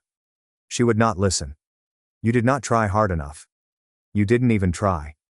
If you don't help us, things are going to get really difficult. You should have thought of that before giving my room away for a home gym. This is your family. No, it's your family. I am merely the guy who paid the bills so Logan could take shirtless selfies. He's attempting to build something. He's 23 years old and has 190 Instagram followers. That is not building anything. That's fooling around. Dad flinched. Your mother thinks you owe us. I do not owe you anything. I previously given you 3 years and 22 grand. He departed without saying anything else, walking down the hallway like a man who knew he was wrong but couldn't accept it. That night, I blocked Mom's number. I kept Dad unblocked for reasons I didn't entirely comprehend. Logan has been blocked. I checked Instagram one final time before deleting it. Logan had shared a rant in his stories. Fake family is worse than having no relatives. Some folks will smile in your face before stabbing you in the back. I see you. Maintain your current level of energy. 100%. Betrayed. Waterersi, fake family. Waterers, stay focused. I posted from my folks' place, using their new data plan. They had somehow regained access to the internet. I screenshotted it, saved it, and then erased Instagram completely. Sunday night, when sitting at my new workplace, I realized I hadn't thought about them all day. Small victory. I opened my laptop to check on business emails. One caught my eye. A company newsletter showcasing my most recent customer triumph. My name is bold. Senior Account Manager Ethan leads a significant Q4 win. This was the first time my name had been associated with something I was proud of in months. Monday morning, I received a LinkedIn message. Emily Clark, project manager for a partner company. We had met briefly at a convention 7 months ago. Good chat, smart, direct. I'd considered reaching out, but never did. Hi, I saw your promotion announcement. Congratulations on the client win. Want to meet for coffee and discuss potential collaboration between our teams? I stared at the message. First person to congratulate me who was not bribed to do so. I replied, coffee sounds fantastic. How about Thursday? Her reaction arrived within minutes. Perfect. 10 a.m. at Riverside Coffee. See you there? I shut my laptop and looked around the studio. The space is little. Quiet. Mine. My phone vibrated once. Unknown number. Mom probably called from someone else's phone. I let it ring through. Whatever they required, whatever crisis Logan had caused, whatever guilt trip Mom chose to use, it was no longer my problem. I was done being the fix-it guy. For the first time in 3 years, I had control over my life. Thursday couldn't arrive fast enough. 7 months went by quickly than I thought. Emily and I had been dating for 4 months. Coffee transformed into lunch. Lunch transformed into dinner. Dinner led into weekends at her or my apartment. She inquired about my family once over Thai food in February. We don't talk. Do you want to discuss why? Not yet. She nodded before changing the subject. Never pressed. That's when I realized she was different. Work was good. I currently manage 3 significant accounts. The promotion came with significant responsibilities. Longer hours, but higher pay. I haven't heard from my parents since Dad showed up at my door. Complete silence. Uncle Tom, Dad's younger brother, stretched out. I've always been the black sheep in the family. I never bought into Mom's crap. We met for coffee in March. Your dad won't tell me what happened, Tom replied. But Karen is telling everyone at family events that you stole money and abandoned Logan when he needed support. I took out my phone and forwarded him something I had prepared months ago. 30 pages, every bill, transfer, and receipt. 3 years of payments are documented. He scrolled through it, his face becoming darker with each page. Jesus Christ, kids. I was aware she was controlling, but this is financial abuse. Following that, we started meeting on a monthly basis. Sometimes his daughter Chloe would join us. She was my age and a graphic designer. Karen had always treated me poorly. I told my mom years ago that your family was weird, Chloe stated one afternoon.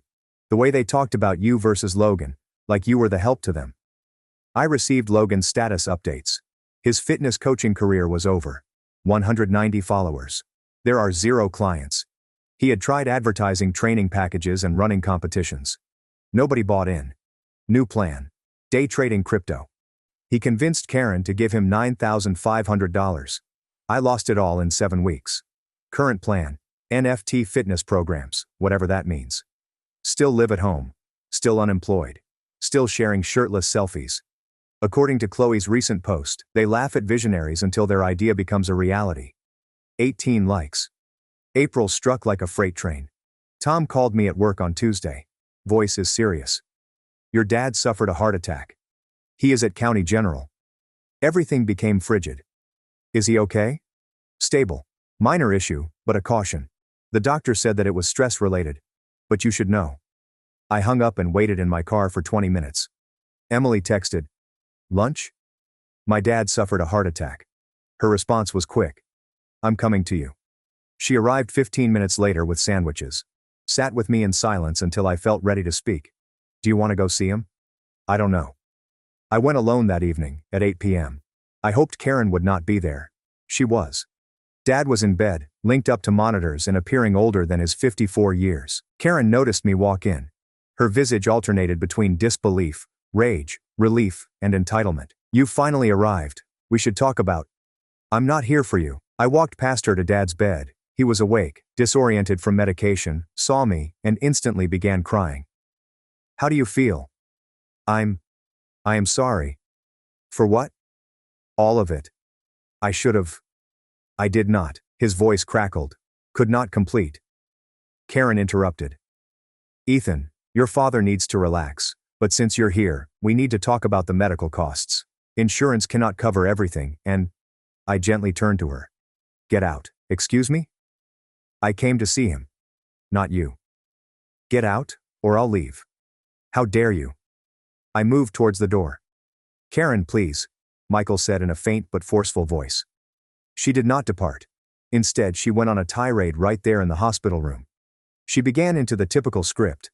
I'd abandoned them, damaged Logan's business, and owed them for raising me. Logan didn't have a business, I responded. He had an Instagram account and a bench press. We gave you everything. I paid you $22,000. We are even. A nurse entered. Ma'am, you need to keep your voice down or I'll have to ask you to leave. This is my family. I will say, however. I walked out. Dad watched me leave, tears streaming down his cheeks. Said nothing. Did not defend me. Did not tell mom to quit. Just lie there. I sat in my car in the parking lot, hands trembling. I texted Emily. I should not have come. Would you like me to come get you? No. I'm okay. I will be home soon. I love you. This is the first time any of us has spoken it. I stared at the text, my vision blurred. I typed back, I love you too. That night Emily held me while I stared at the ceiling. He said nothing. She went off on me, and he just laid there. I know. Why wasn't I enough? You were always enough. They simply couldn't see it. 4 days later, Michael texted from a new phone number. Thank you for attending. I am sorry about your mother. I apologize for everything. I did not reply for a week. Then concentrate on recovery. Can we speak sometime? It's just us. I am not ready. I understand. I will wait. 1 year after leaving, my life had changed dramatically. I'd been promoted again, to account director. $92,000 pay for supervising a team of 4. I moved to a better apartment in May. 1 bedroom with a balcony and a proper kitchen. Emily basically lived there, with her toothbrush in the bathroom, half of her clothes in the closet, and her coffee mug on the counter every morning. We'd been together 10 months. She had met Tom and Chloe, my co-workers and college buddies. She had not met my folks. I did not ask, did not need to. We got engaged around Christmas, simple proposal at her parents' home. There was no great production, just me, her, and a ring I had been saving for. She answered yes before I could finish asking. We scheduled the wedding for June, a small ceremony. Only close friends and relatives. Emily shared a photo of the ring on Instagram a few days later. Simple caption, the easiest yes of my life. I didn't use social media anymore, I hadn't for months. But I forgot that Tom was following Emily. He said, congratulations to you both. I can't wait for the wedding. He then posted it on Facebook. Dad saw it. He was friendly with Tom. The next morning, I received a text message from an unfamiliar phone number. Congratulations, son, I am proud of you. She looks great. I wish I could be there. I showed Emily over coffee. What would you like to do? I don't know. I kept it on read for 4 days. I kept rereading it. I wish I could be there. It seemed as if something was stopping him, as if he had no choice. Day 5, my telephone rang. Unknown area code. I responded, assuming it was work-related. Ethan, I heard you're getting married, and you haven't even told your mother. I hung up instantly. She phoned back 6 times from various numbers. I blocked them all. That evening, an email arrived. The email was just as expected. She was my mother. She had the right to be part. Emily deserved to meet her future mother-in-law properly. How might Logan be excluded? They were willing to get past this if I was. They wanted to help pay for the wedding. Emily stared at me. Is she serious? She thinks she can buy her way back in.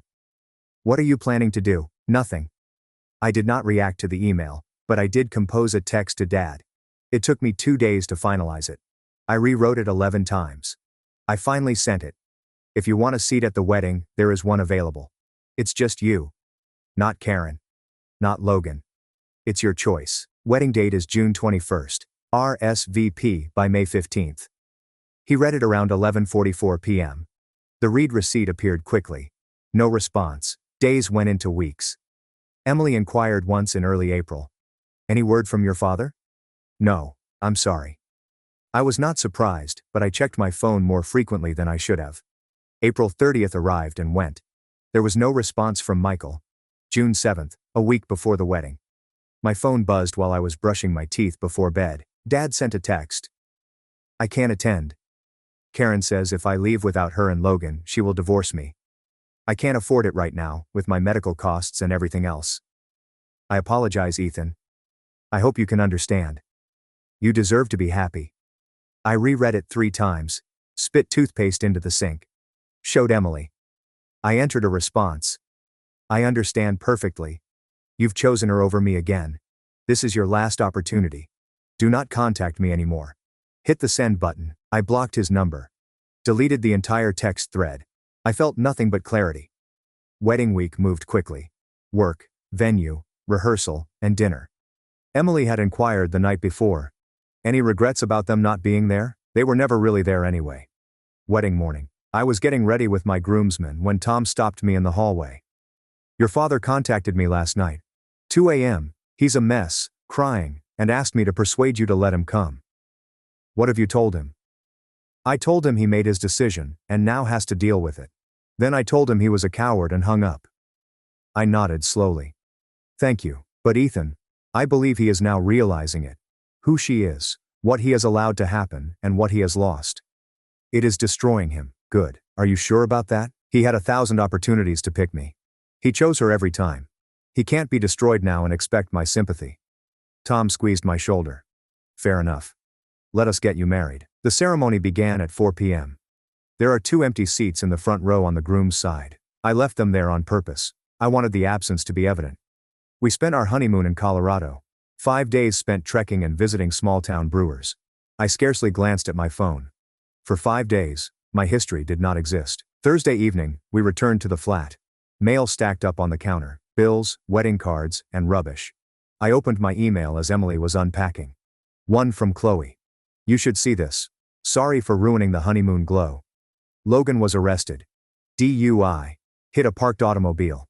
Nobody was wounded, but he's in severe danger, and Karen is having a complete meltdown. I thought you should know, even if you don't care anymore. If you need further information, please call me. M attachment. A screenshot from a local news item. Emily read over my shoulder. Oh my God, is he all right? He is alive. He is stupid, but he is alive. Will you reach out, or? No. I erased the email. I ordered takeaway. We saw a movie. I did not think about Logan again. Monday. Tom called at lunchtime. Your dad has been phoning me. Will not cease. I would like your phone number. I told him I'd ask you first. Why would he want it now? Logan's bail is $17,000. Karen has been calling everyone in the family, begging for money. I said no. Chloe said no. Even Aunt Susan said no. She's insisting that Michael liquidate his retirement funds to help Logan out, and he replied no. A long pause. He said no. I told her Logan needed to face real repercussions for once. She threatened divorce. He did not back down. Good on him. Nothing changes. Ethan, I believe your father is finally cracking. He inquired whether there were images from the wedding. What have you told him? That was beautiful. Emily looked stunning. That you appeared happy. And he missed it because he is a coward who made the wrong decision. He isn't asking for my phone number to get money, is he? No, I believe he simply wants to talk. He sounded broken. I'm not ready to care about that yet. Fair. I just wanted you to know. 3 months have gone. I heard the updates from Tom. Logan pleaded guilty. He lost his license for 2 years. 240 hours of community service. 20 months of probation. Fines totaled $8,200. Karen took out a $13,500 personal loan with 19% interest to pay his fines. But she did not stop there. I bought him a second-hand automobile for $9,000 since he needed reliable transportation while job seeking. Logan still had no work. I haven't had one in 3 years. October. Michael arrived home after work to find a letter from the bank. Karen had taken out a $13,500 debt without notifying him. Joint account in both of their names. He also discovered the receipt for the car purchase. According to Tom, who heard from Rachel, who heard from a neighbor, the battle went nuclear. Michael addressed her around the kitchen table. She had hidden $13,500 in debt from him. Logan, who was still unemployed, received another automobile. The conflict was nuclear. Karen protected Logan. He made a mistake. He requires support. He needs transportation. Michael eventually snapped. Logan is 24 years old, unemployed, unlicensed, and without a future. Meanwhile, Ethan has a degree, a job, and a marriage. Ethan has abandoned us, Karen shouted. No. We abandoned him, and I am done pretending we didn't. Then get out. Michael packed a backpack that night. Motel for 1 week, followed by a month-to-month rental. I filed for divorce 3 weeks later. Tom informed me over coffee. Okay, I said. Is that it? What would you like me to say? That I'm glad they're unhappy? I am not. I am just numb to it. He's asking about you a lot. Good for him. But I felt something. A little crack in the wall that I had created. Emily and I invited Tom, Rachel, Chloe, Emily's parents, and some business buddies during Thanksgiving. 10 people packed around a table designed for 6, chaotic, warm and real. My phone buzzed as I was slicing the turkey. Emily checked it. Unknown number. She read aloud. This is from your father. Using Tom's old phone. Says. This is Michael. I know you have blocked me. I simply wanted to say how grateful I am that you exist. Even if you don't want me in your life anymore, I apologize for everything. I'm currently in treatment, attempting to get better even if it's too late. I hope you are happy. You deserve to be. Dad. I put down the carving knife. Are you okay? Emily inquired. Yeah, I'm good. I did not respond, but I did not delete the message either. 6 months later, Emily was 14 weeks pregnant. In May, we closed on a house with 4 bedrooms, 2.5 bathrooms, and a tiny yard. Although cosmetic remodeling was required, the bones were solid. $365,000. Our names are on the deed, nobody else's. I'd been promoted to Senior Director of Accounts, earning $150,000 and overseeing a department. Life was objectively and obviously good. I thought of Michael on occasion, not often, but sometimes. The Thanksgiving text was still on my phone. Had not reacted. I hadn't erased it. Michael did not text much from Tom's phone. Every few months a message appears. I saw your company received the healthcare deal. Congratulations. Happy birthday, Ethan. Tom indicated that you are buying a property. That is fantastic. I'm so proud of you. I never responded, but I did read each one. March. Tom told me over lunch that the divorce was final. Michael was ruined. Karen received the house, 60% of her funds, and a car. Michael was repaying half of Karen's loan for Logan. Joint debt.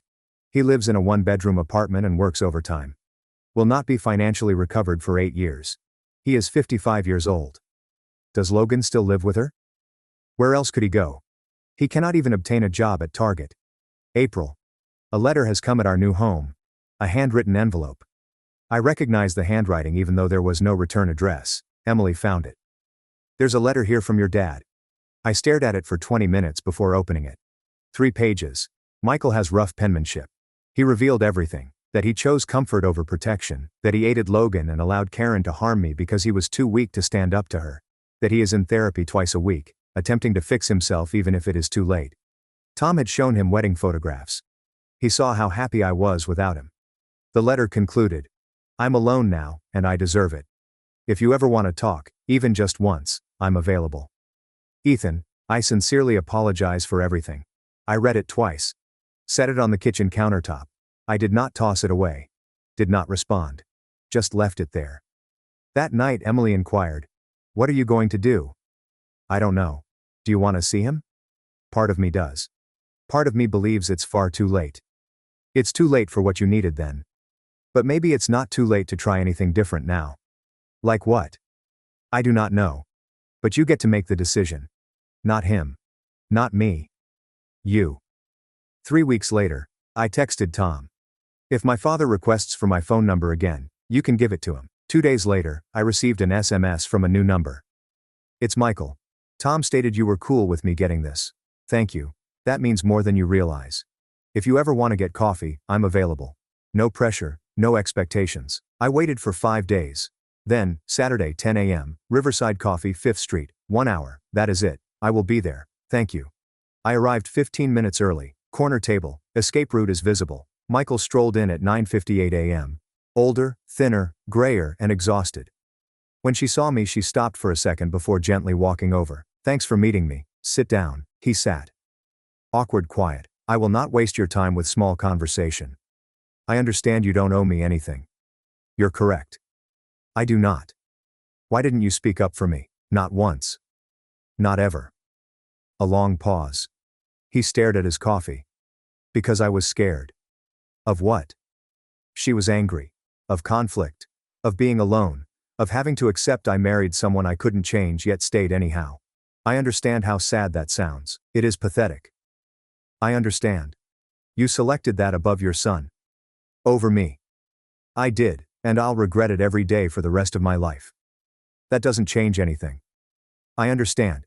But I need you to hear it regardless. We sat for 90 minutes.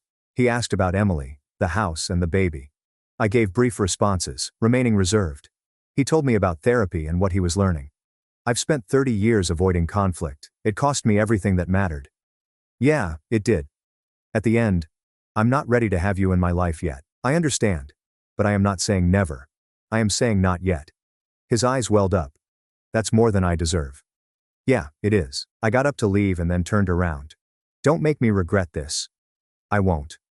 We met every 6 to 8 weeks thereafter. Coffee, sometimes lunch. Michael never pressed, always arrived on time. I respected all boundaries. Month 6 I informed him about the baby. In December, Emily had birth. Noah James is healthy. 2 days later, I texted Michael a picture. This was the first photo I had ever sent him. Just the baby. He's gorgeous. Congratulations to you both. Thanks. 3 months later. Would you like to meet him? Are you certain? 1 hour in our home. Emily will be there. I paid $25,000 to save my parents' house from collapsing. Then they kicked my kids and me out on Christmas because my sister deserved the cabin more.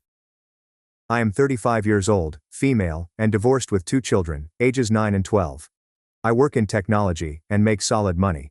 Not a lot, but enough to help my family when they need it, which has been pretty much all the time for the past 4 years. Let me begin with some context because this did not happen immediately.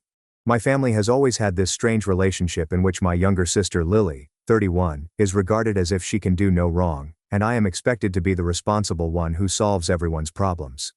Lily dropped out of college twice, hasn't had a work in more than 6 months, and has been living rent-free with our parents for the past 5 years, with her boyfriend Ryan and their 3-year-old kid.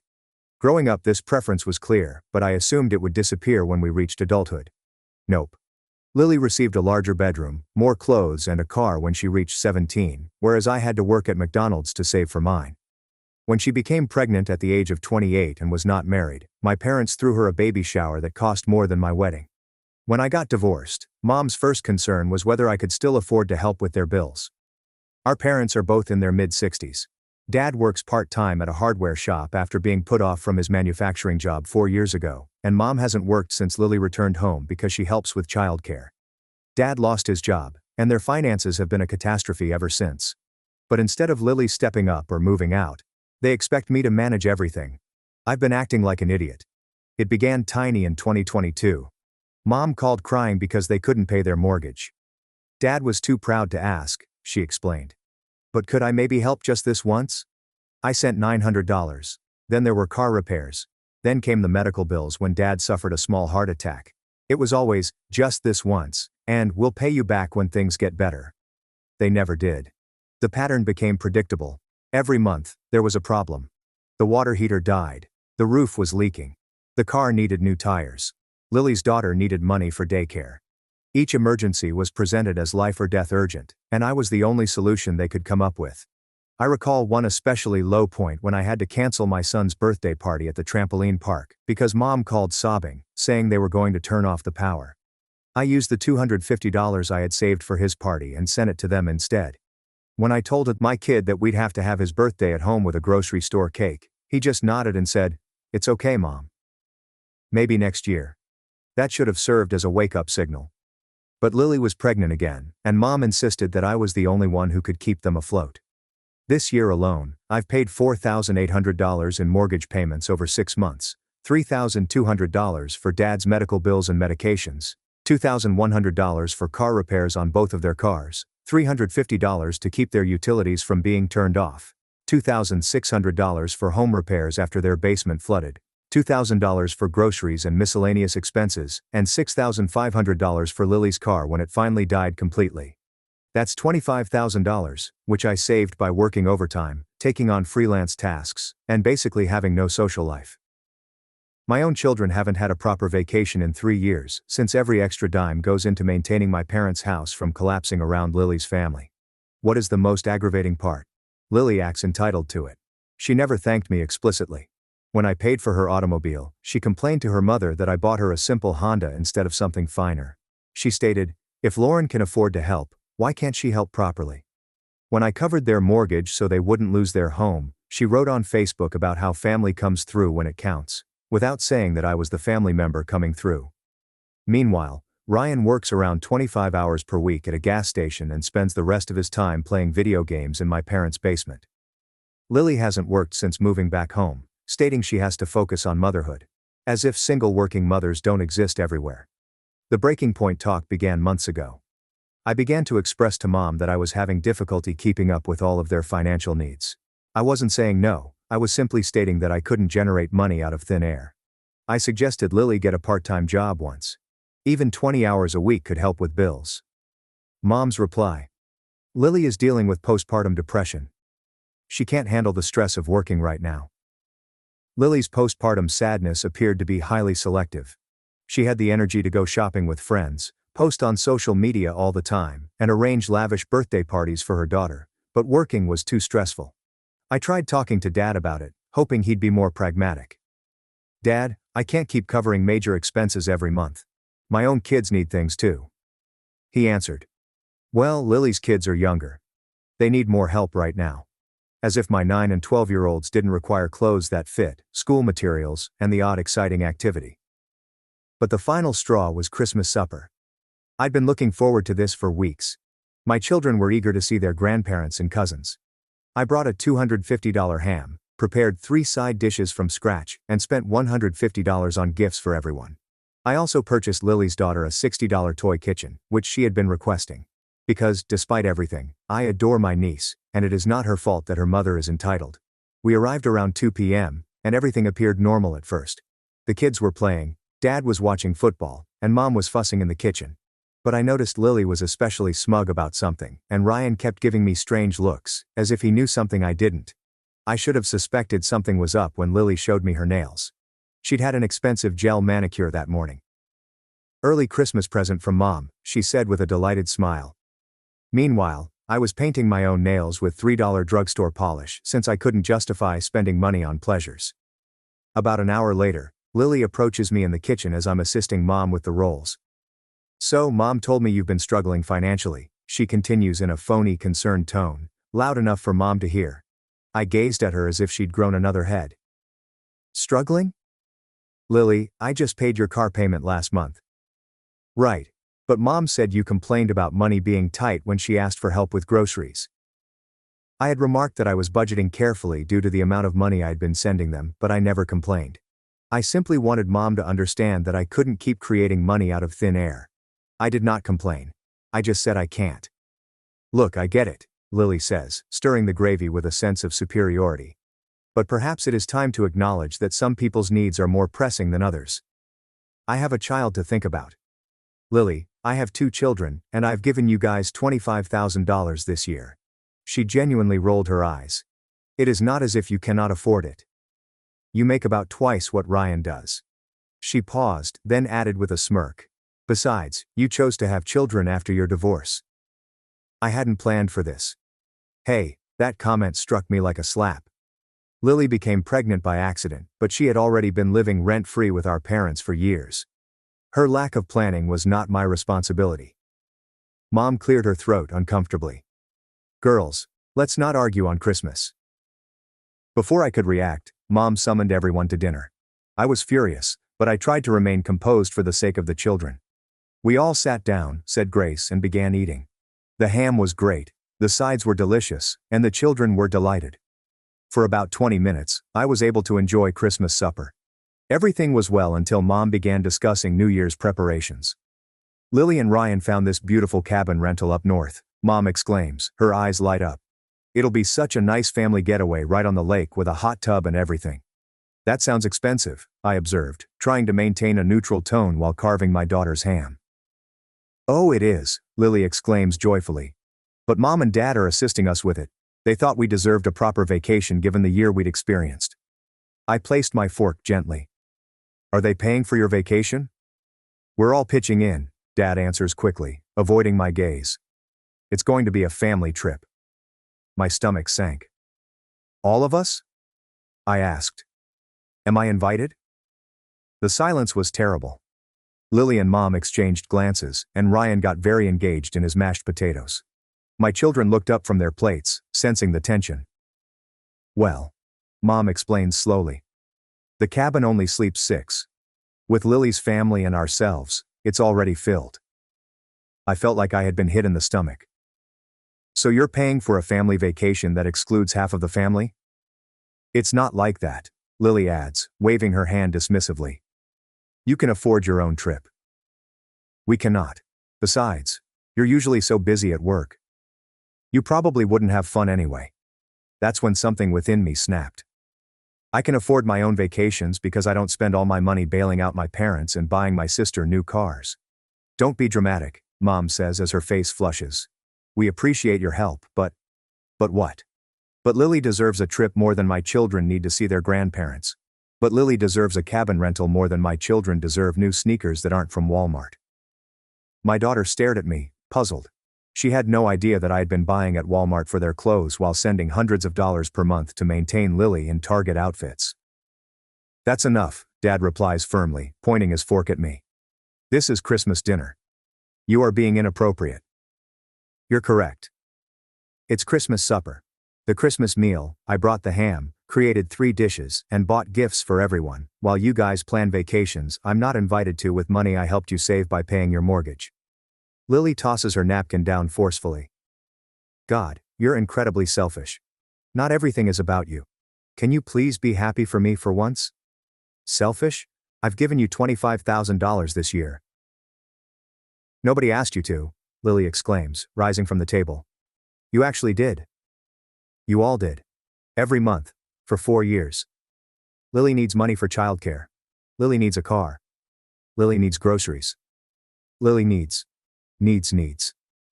Mom stands up, her face flushed from rage and embarrassment. I think you should calm down. You are ruining Christmas for everyone. She was correct about that. Lily's daughter was weeping, and my children were afraid, but I was too far gone to stop. Am I ruining Christmas?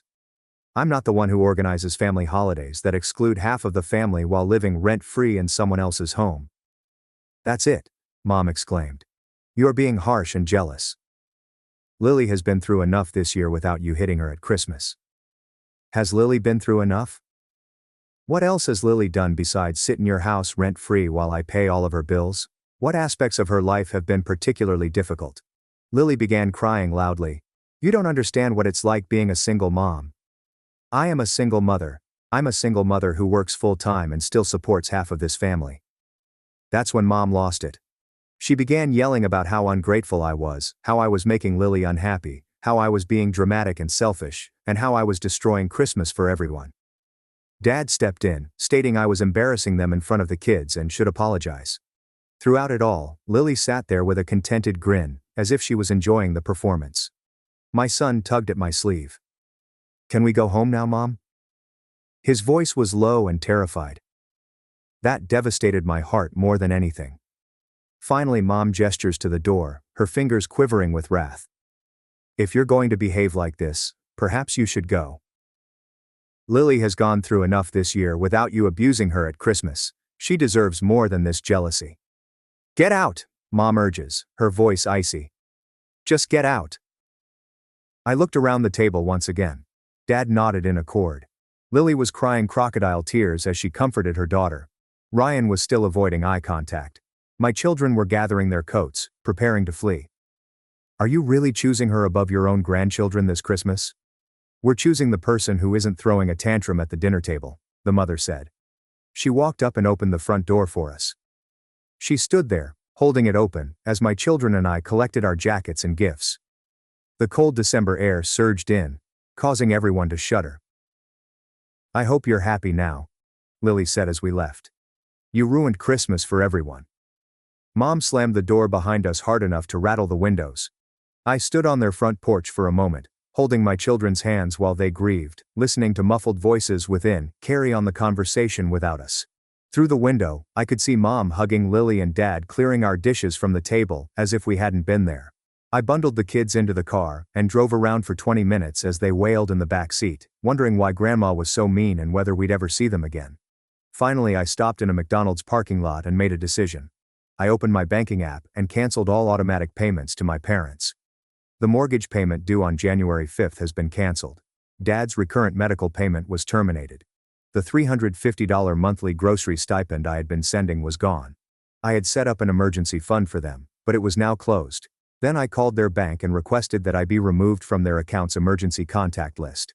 I called their mortgage company and requested that my name be removed from the list of people allowed to make payments on their behalf.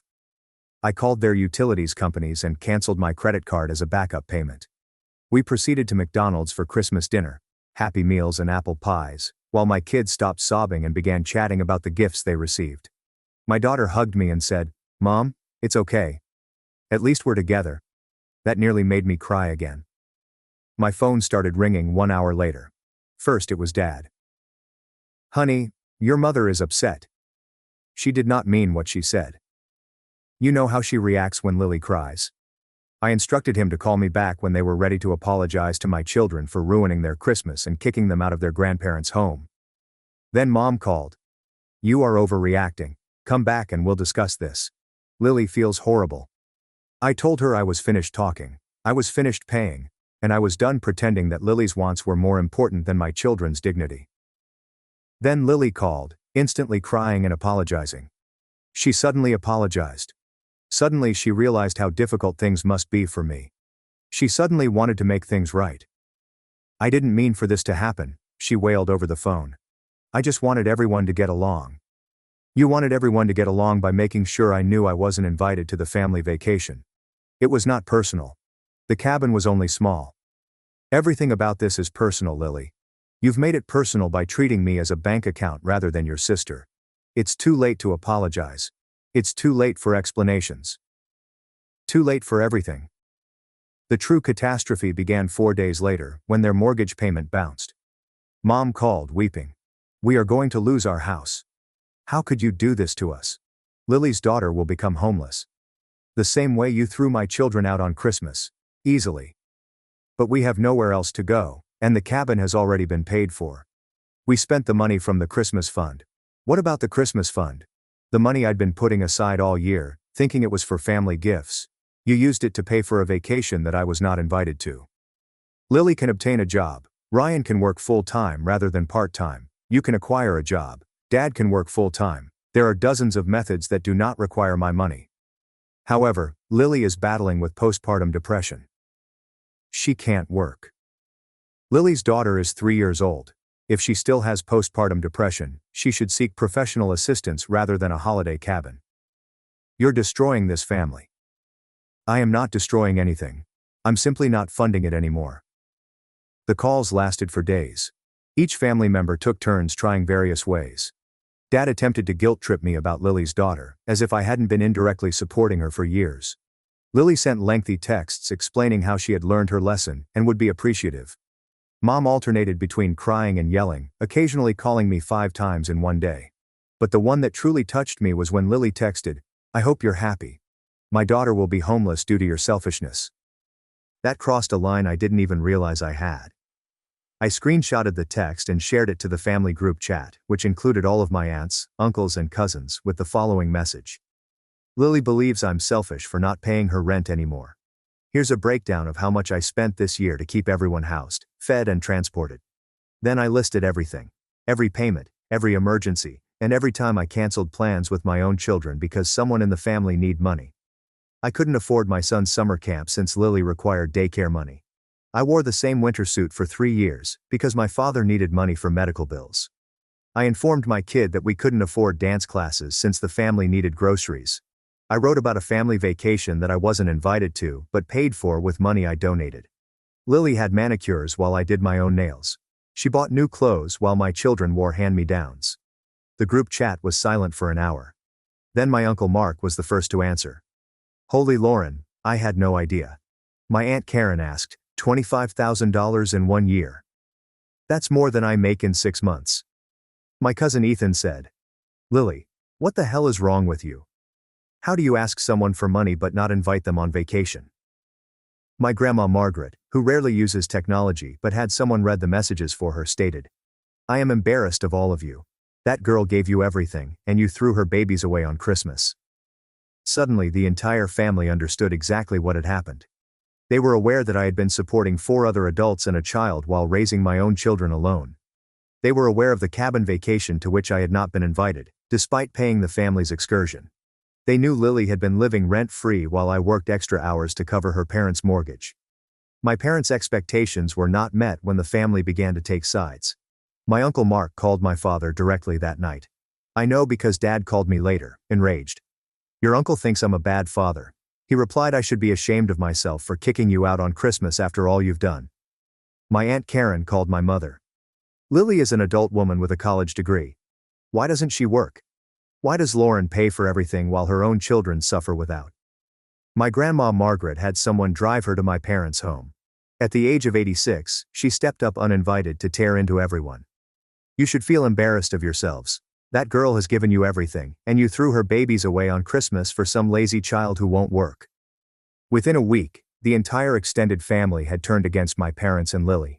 The comments on Lily's Facebook post ranged from supportive to cruel. Get a job.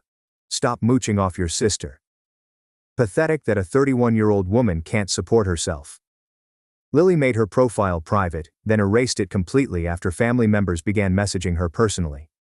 My cousin's wife, whom I barely knew, wrote me a private message. I didn't realize what you were going through. If you ever need someone to keep your kids so you can take a break, please let me know. What your family did was unforgivable. Meanwhile, my folks were scurrying. They would be unable to make their home payments without my monthly donations. They attempted to obtain a loan, but their reputation was tarnished from years of late payments and financial mismanagement, which was paradoxically caused by relying on my money, rather than handling their own finances correctly.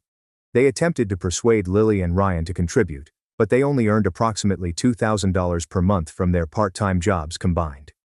Lily had never learned to budget because her large spending were usually covered by someone else. At 64, Dad returned to full-time work, accepting a physically demanding position at a warehouse that paid more than the hardware store. Mom obtained a job at a grocery shop, her first in 5 years.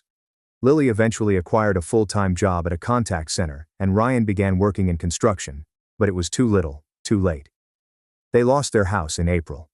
Lily, Ryan and their kid moved in with Ryan's parents, who reside in a small 2-bedroom apartment, and were not pleased with the arrangement. Ryan's mother called me upset. Your sister believes she can simply move in here with her drama and children. She has never paid rent in her life. My parents moved into a small rental house across town, which costs more per month than their previous mortgage. The rental is ancient and tiny, unlike the 4-bedroom house they had owned for 22 years. The entire family is suddenly working full-time for the first time in years, barely making ends meet, stressed out, and constantly bickering about money. And me? I used the money I would have spent on their mortgage to take my kids to Disney World during the summer. We slept in a fancy hotel, ate at sit-down restaurants, and bought the ridiculously expensive souvenirs without me worrying about the cost. My daughter sobbed happy tears when she met Elsa. My son rode Space Mountain 7 times in a row because we now obtained fast passes, which I could afford. We created memories rather than simply paying other people's expenses. We're going on a genuine vacation this summer, spending a week at a lake house with my college mates and their families. My children will get to play with other children. I'll be able to relax with other grown-ups, and no one will ask for money. My children have new outfits that are not from Walmart. My daughter is taking piano lessons and is quite skilled. My son joined a traveling soccer team and scored 4 goals in his first match. I'm actually saving money for their education expenses, rather than supporting 4 grown individuals who could work, but decided not to. The guilt trips continue, but they are becoming weaker. It's hard to claim that I'm selfish when everyone can see that my parents and Lily are all working and doing well. It turns out they didn't really need my money. They were just happy to accept it. I receive updates from family members, and they make me feel vindicated rather than guilty. Lily and Ryan despise living with his parents. His mother has Lily clean the bathroom and wash the dishes, which she never had to do at my parents' house because Mom did everything. They're desperately trying to save money to move out, but they keep spending it on frivolous stuff like DoorDash and new clothes since they never learned to budget well. My parents' rental home is modest and out of date, but they are able to make payments now that they both work full-time. Dad is often complaining about his back, but he manages. Mom seems to be happier at work.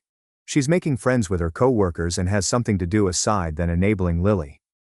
Dad's back troubles flared up as a result of his warehouse job, but instead of calling me for medical bills, he checked his insurance and discovered that the majority of them were covered. It's amazing what occurs when you strive to fix problems rather than simply asking others to pay for them. Mom keeps asking family members to talk sense into me, but no one listens anymore. Even my grandmother Margaret admonished her. You made your bed when you threw those kids out on Christmas. Now lie in it. My uncle Mark has been one of my strongest supporters. He calls me every few weeks to check in and expresses his pride that I have finally stood up for myself. I wish I'd known what was happening sooner, he jokes. I would have talked sense into them years ago. Lily took a different strategy last month. She sent me a lengthy handwritten note about how she has matured as a person and learned to value family more. She's been going to therapy through her employment insurance. Look at that, and admits she took me for granted. She wants to restore our relationship and start over. The letter was truly well written and appeared genuine. She mentioned how she now realizes how difficult it must have been for me to work full-time and help everyone else. She admitted that she had been selfish and entitled. She even apologized for the Christmas dinner event directly. I was almost moved by that. Almost. Then I read the final paragraph.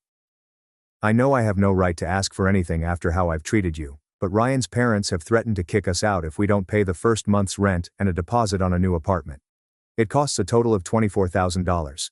I would not ask, but I don't have anyone else to turn to, and I can't leave my kid homeless. I'll repay you after we've settled. I promise. I threw away the letter before finishing it. 1 month ago, I received a call from Mom that clearly demonstrated how little they had learnt. Lily and Ryan had broken up. Apparently the stress of living with his parents and working full-time for the first time in years had ruined their relationship. Lily had moved back in with our parents and her children, and their small rental home was congested and chaotic. Dad's warehouse job was hurting his back, and Mom was struggling to keep up with her grocery store shifts because she was also watching Lily's daughter throughout the day. Lily worked at a call center throughout the day and was unable to afford daycare. We need help, Mom stated, her voice exhausted and despondent. Just temporary, just until Lily gets back on her feet and finds someone to watch her daughter. How many times have I heard temporary during the last 4 years? This is different. We have learned our lesson. Lily is now working. She's trying. Has she? Because it sounds like Lily is back where she started, living with you and relying on others to solve her problems. She is going through a divorce. She needs family support, and her daughter requires stability. She received $25,000 in help from her family. You threw away that support by prioritizing a vacation over your grandchildren's Christmas. Mom began crying. I was mistaken. We were all mistaken. Please think about Lily's daughter. She does not deserve this. She's just an innocent little girl. That nearly got me. Almost. But then I remembered my own children's expressions when they were thrown out on Christmas, and I steeled myself. Lily's daughter deserves a mother who works to support her, rather than one who expects others to pay for everything. Lily's daughter deserves stability, which means Lily must mature and establish it for herself, rather than constantly moving back in with her parents when life becomes tough. So, is that it? Are you going to let us lose everything? You've already lost everything, Mom. You lost it when you decided that Lily's comfort came before my children's dignity. The house was basically stuff. This family was what was important, and you threw it away for a holiday rental. I hung up and haven't answered their calls since. However, the story does not finish there because life continues. 3 weeks later, I received a message from Ryan's mother. Lily was dismissed from her call center job after missing too many days. Apparently, she had been phoning in sick whenever her daughter was fussing, or she was bored of being on her phone late at night. Without an income, Lily was unable to contribute to my parents' rent, and they were once again struggling. But this time, there was no one to call for assistance. The extended family had made it obvious that they were not going to tolerate Lily's actions, and I had cut off all financial support. My parents both took on extra shifts. Mom began working 6 days a week at the grocery store. Dad worked overtime in the warehouse despite his back difficulties. Lily eventually obtained another employment, this time at a fast food restaurant, because her call center experience didn't qualify her for a better position. After getting dismissed, the 3 adults and a 3-year-old living in a small 2-bedroom rented property were disorganized and stressed. My parents were fatigued from working long hours and caring for a toddler. Lily was furious about having to work a job she thought was beneath her. Everyone was continuously on edge. Meanwhile, my children and I were thriving. My daughter's piano teacher believes she has great talent and wants her to perform in a recital next month. My son's soccer team advanced to the regional championships. I was promoted at work, in part because I could work more hours without worrying about family emergencies. I began seeing someone, a beautiful guy I met through my son's soccer team. He's also a single dad. When I told him about my family situation, he was surprised. You supported so many people while raising 2 children on your own? How did you even do that? When I recounted the favoritism dynamic and how everything ended, he shook his head. My parents would never pick between their children in that way. And putting your children away on Christmas? What kind of grandparent would do that? He's correct. What kind of grandparents would choose their adult daughter's comfort over their grandchildren's feelings? What type of parents kick their children out of the house on Christmas because their mother dared to challenge their exclusion from a family holiday? My children, particularly my daughter, occasionally ask about their grandparents. She is more compassionate and forgiving than I am. I tell her the truth in an age-appropriate manner. Grandma and Grandpa made certain decisions that damaged our feelings. And until they apologize and demonstrate that they have changed, we need some space. It breaks my heart, but I refuse to teach my children that they should endure being mistreated by those who are supposed to love them. I refuse to teach kids that certain people's needs are more important than others because of partiality rather than true circumstances. My daughter requested last week whether we might send Grandma a birthday card. I told her we could build one, but we'd keep it for now, and maybe send it later when things improved. She created a picture of our family with a rainbow over it, and added, "I hope everyone can be happy again someday." I hope so, dear. However, happiness based on one individual sacrificing all for everyone else's satisfaction is not true happiness. It's just a nice deception that unravels the moment the sacrificing individual says no. The rest of the family has rallied around me and my children in ways that have shown me what strong family ties look like. We had a great time celebrating Easter with my Uncle Mark's family. There's no drama, no one asking for money, just wonderful meals and people who genuinely care about each other. His wife made sure my children received Easter baskets, and their children included me in all of the games, without prodding. My cousin Ethan's kids are the same age as mine, and they've already started arranging summer activities together. They've invited us to join their family camping trip in August. My Aunt Karen invited us to her beach cottage in July. My Grandma Margaret sends my children notes and tiny presents as a token of her admiration for my ability to advocate for myself. This is what family should feel like: reciprocal, respectful, and founded on love rather than obligation or exploitation. The most telling occasion occurred last month, when my kid required emergency dental treatment following a skateboard accident. It was going to cost $900 out of pocket, after insurance. And for the first time in years, I wasn't concerned about the cost. I had the money in my emergency fund, which was previously utilized to cover my parents' crises rather than my own. When I conveyed this to my Uncle Mark, he remarked something that really resonated with me. "That's what that money was supposed to be for all along. Your kids' emergencies, not everyone else's convenience." He's correct. That $25,000 should have been used to support my children's activities, emergency funds, and future plans. Instead, money funded my parents' unwillingness to say no to Lily, as well as Lily's refusal to mature and care for herself. I'm not sure whether my parents and Lily will ever completely realize what they lost. I am not sure if they will ever be willing to do the work required to regain trust. But I know I'm not going to risk my children's safety or my own financial security by waiting for them to figure it out. For the first time in 4 years, I'm planning for my future rather than supporting others' present. My children are thriving. I'm saving money and creating a life for myself rather than just dealing with everyone else's problems. The most recent update came from my grandmother last week. Lily lost her fast food job due to attendance concerns and is now unemployed. My parents are considering moving to a smaller apartment because they cannot pay the rental without Lily's help with expenditures. Instead of phoning me, they are trying to solve an issue. Dad is considering disability compensation for his back difficulties. Mom is thinking about acquiring a second part-time job. Lily is apparently looking for a job, but considering her track record, I'm not optimistic. The fact that they are not phoning me for rescue money demonstrates that they can work things out when they need to. They simply opted not to for years since it was easier to contact me.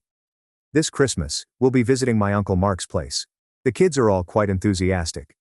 My Aunt Karen is preparing her famous cookies, and my grandmother Margaret will bring her famed Christmas morning casserole. My new partner is also invited, and my children are delighted to introduce him to the family that really matters.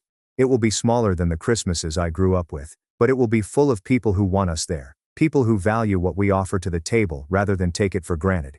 People who would never abandon children on Christmas for any reason.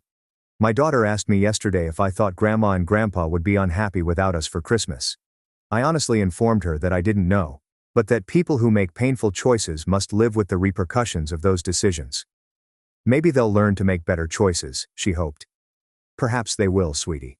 But until then, we'll concentrate on the family that already knows how to make good decisions. The family that prioritizes love over convenience, respect over exploitation, and children's well-being above adult comfort.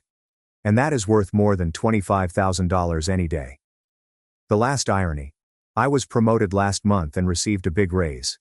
For the first time in years, I had actual disposable income. Money that is not set aside for bills, emergencies, or other people's issues.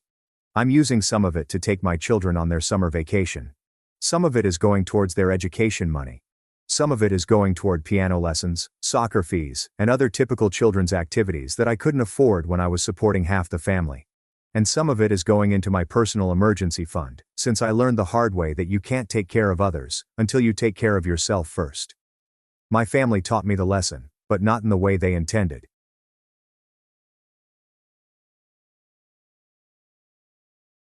After 6 years of funding his life, he asked for an open relationship. Little did he know I was already planning to walk away with $28,000 in proof.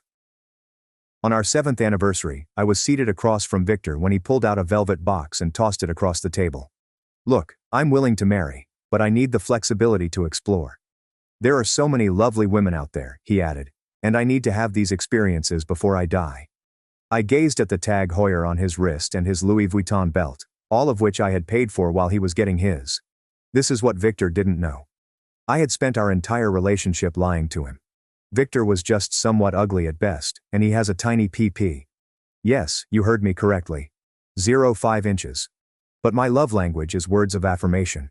So I spent 6 years convincing him that size does not important. I made him feel amazing when he really wasn't.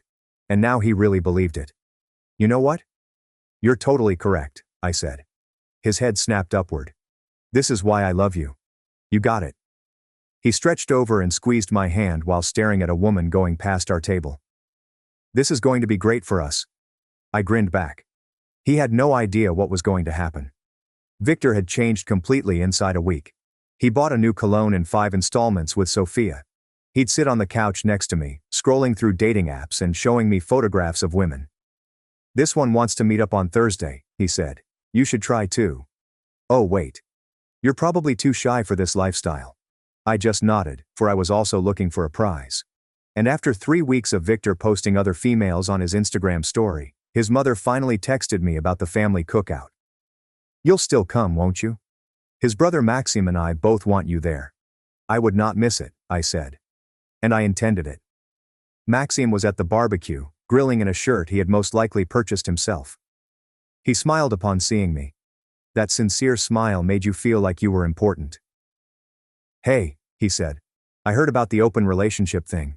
Are you doing okay? I approached closer. Victor desired freedom. I'm just taking the same deal. His countenance changed. Oh, yeah. We spoke for an hour, laughed, and his hand brushed mine. Victor was observing us from across the yard, his words breaking off in the middle.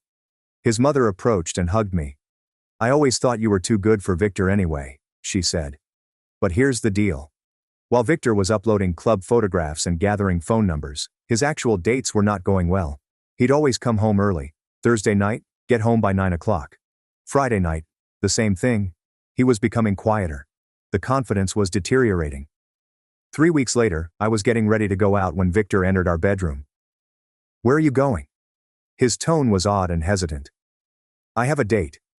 Oh, he said, sitting on the bed. Anyone I know? I asked, looking at him in the mirror. Yeah, Maxim. His cheeks turned white. Maxim, my brother Maxim. Yep. That's not funny. I'm not joking. I grabbed my bag. You said anyone. No restrictions, remember? I didn't mean my brother. You said whoever I want. I want Maxim. I proceeded toward the front door. You're being really insecure right now. I thought we were exploring. This is different. You can't what? I moved to look elsewhere. He opened his mouth, then closed it. He was trapped. I said, that's what I thought. Maxim and I proceeded to a wonderful restaurant, where he asked about my life and really listened. I've wanted to ask you out for 6 years, he confessed. But you were with my brother. I shared a photo of us that night. Victor observed it from all 3 of his accounts. The text began at midnight. We need to talk. You're doing this to hurt me. After that, I began spending my nights at my best friend's house and did not see him again until the next family meal 4 weeks later. When Maxim and I stepped in, holding hands, his mother virtually raced over. Oh, I'm so glad you two finally got together. She hugged us. Maxim has talked about her for years and years. But she was with Victor, and he wouldn't do that to his brother. Victor sat silently through supper as everyone gushed about Maxim and me. His aunt kept saying things like, finally someone with a real career, and Maxim always treated his girlfriends well, not like before. Before trailing off and looking at Victor. After supper, Victor followed me into the kitchen. Can we talk? His voice was soft. Please, I'm kind of busy. Please. His eyes were red. I made a mistake. The open relationship isn't working. That's rough, I responded. But my brother, really? You said whoever I want. I'll close the relationship, he responded with disdain. We'll go back to normal. Just us. Like it was. That's not an ask. That's a warning.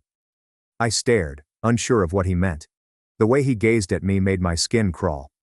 My phone buzzed in my pocket, and Amelia's name appeared on the screen, wondering whether I was okay after being in the kitchen for so long. I replied back that I needed to come over right now and took my jacket from the coat rack. Victor blocked the doorway, but I pushed past him and informed Maxim that I needed to go address something urgent. His mother hugged me goodbye, but Victor stood there with his arms folded. The drive to Amelia's apartment took 20 minutes, and she was already waiting at the door with champagne and a laptop open. I told her everything about the kitchen and his bizarre threat to end the relationship.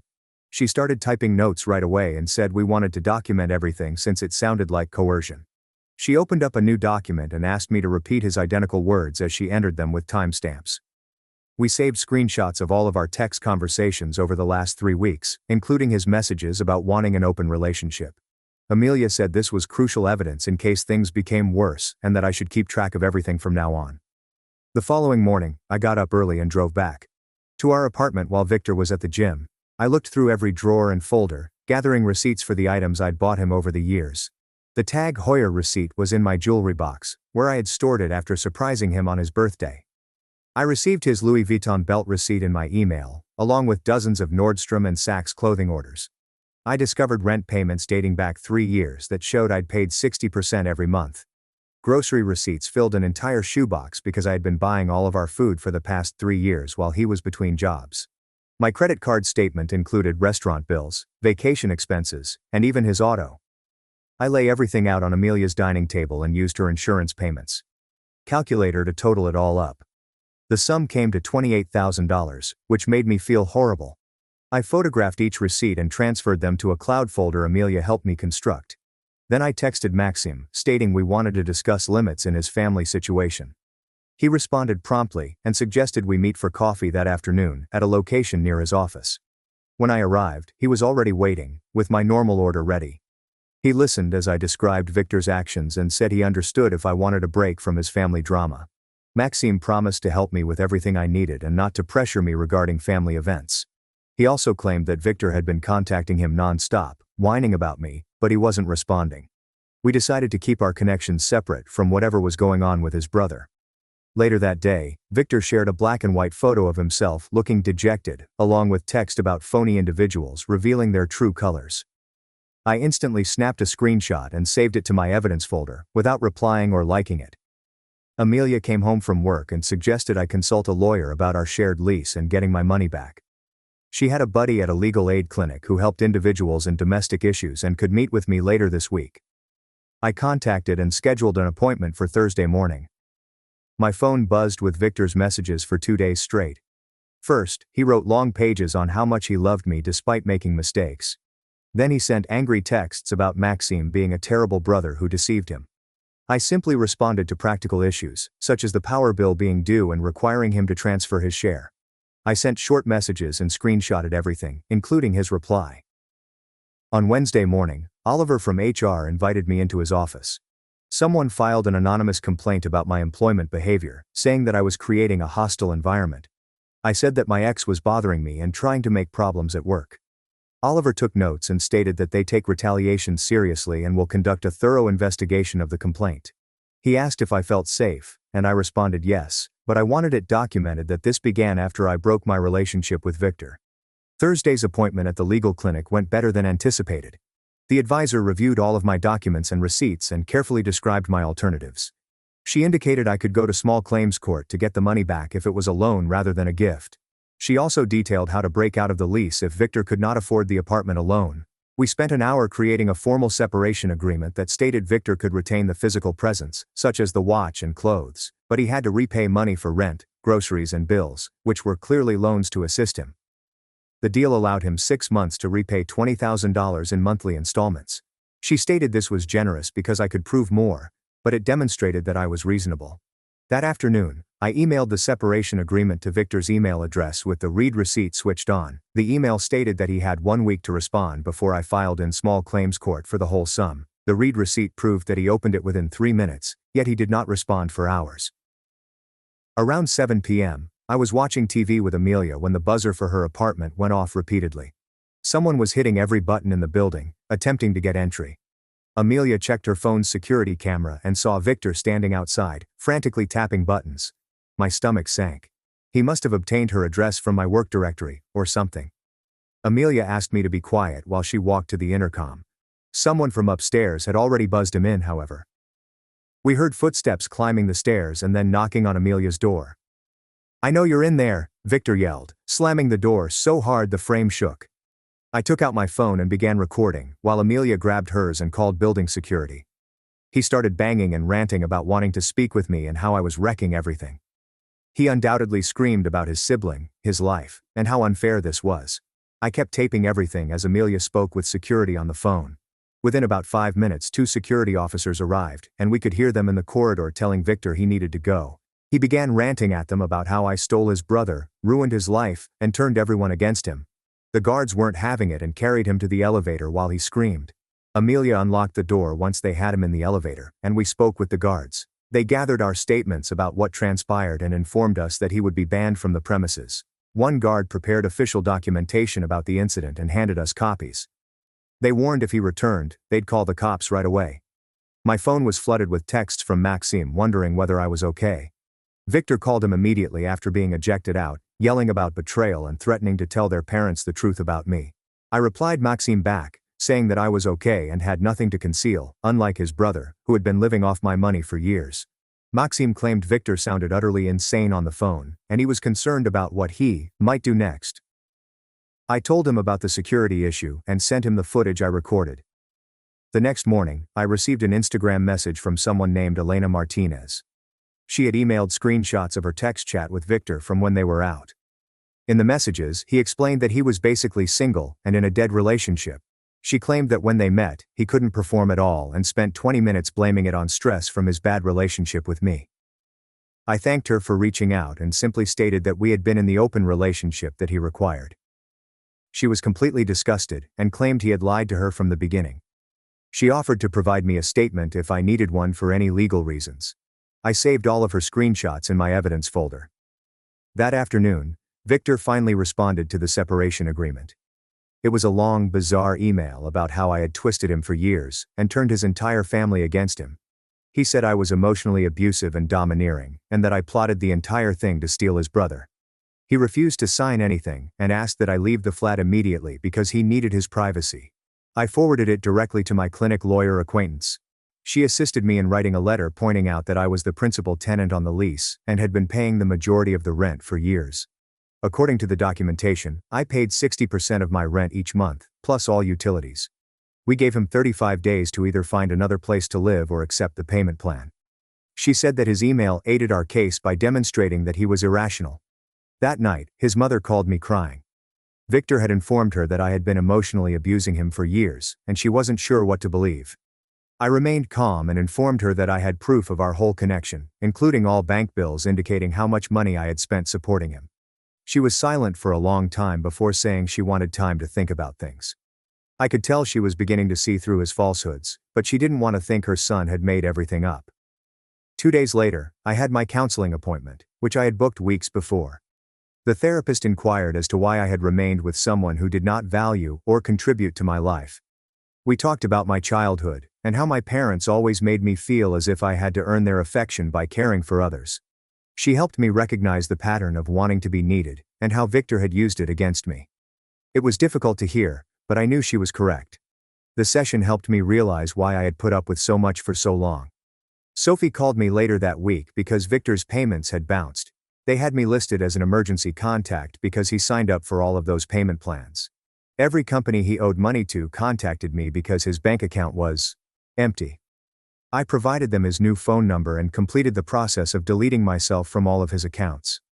It took hours to extricate myself from all of his financial issues, but I wanted to safeguard my credit. Each organization acknowledged that they had removed me and would solely contact him going forward. That same night, Maxim texted me, asking if I wanted to go at a tiny Italian restaurant downtown. I met him there after work and we sat in a corner booth away from the window.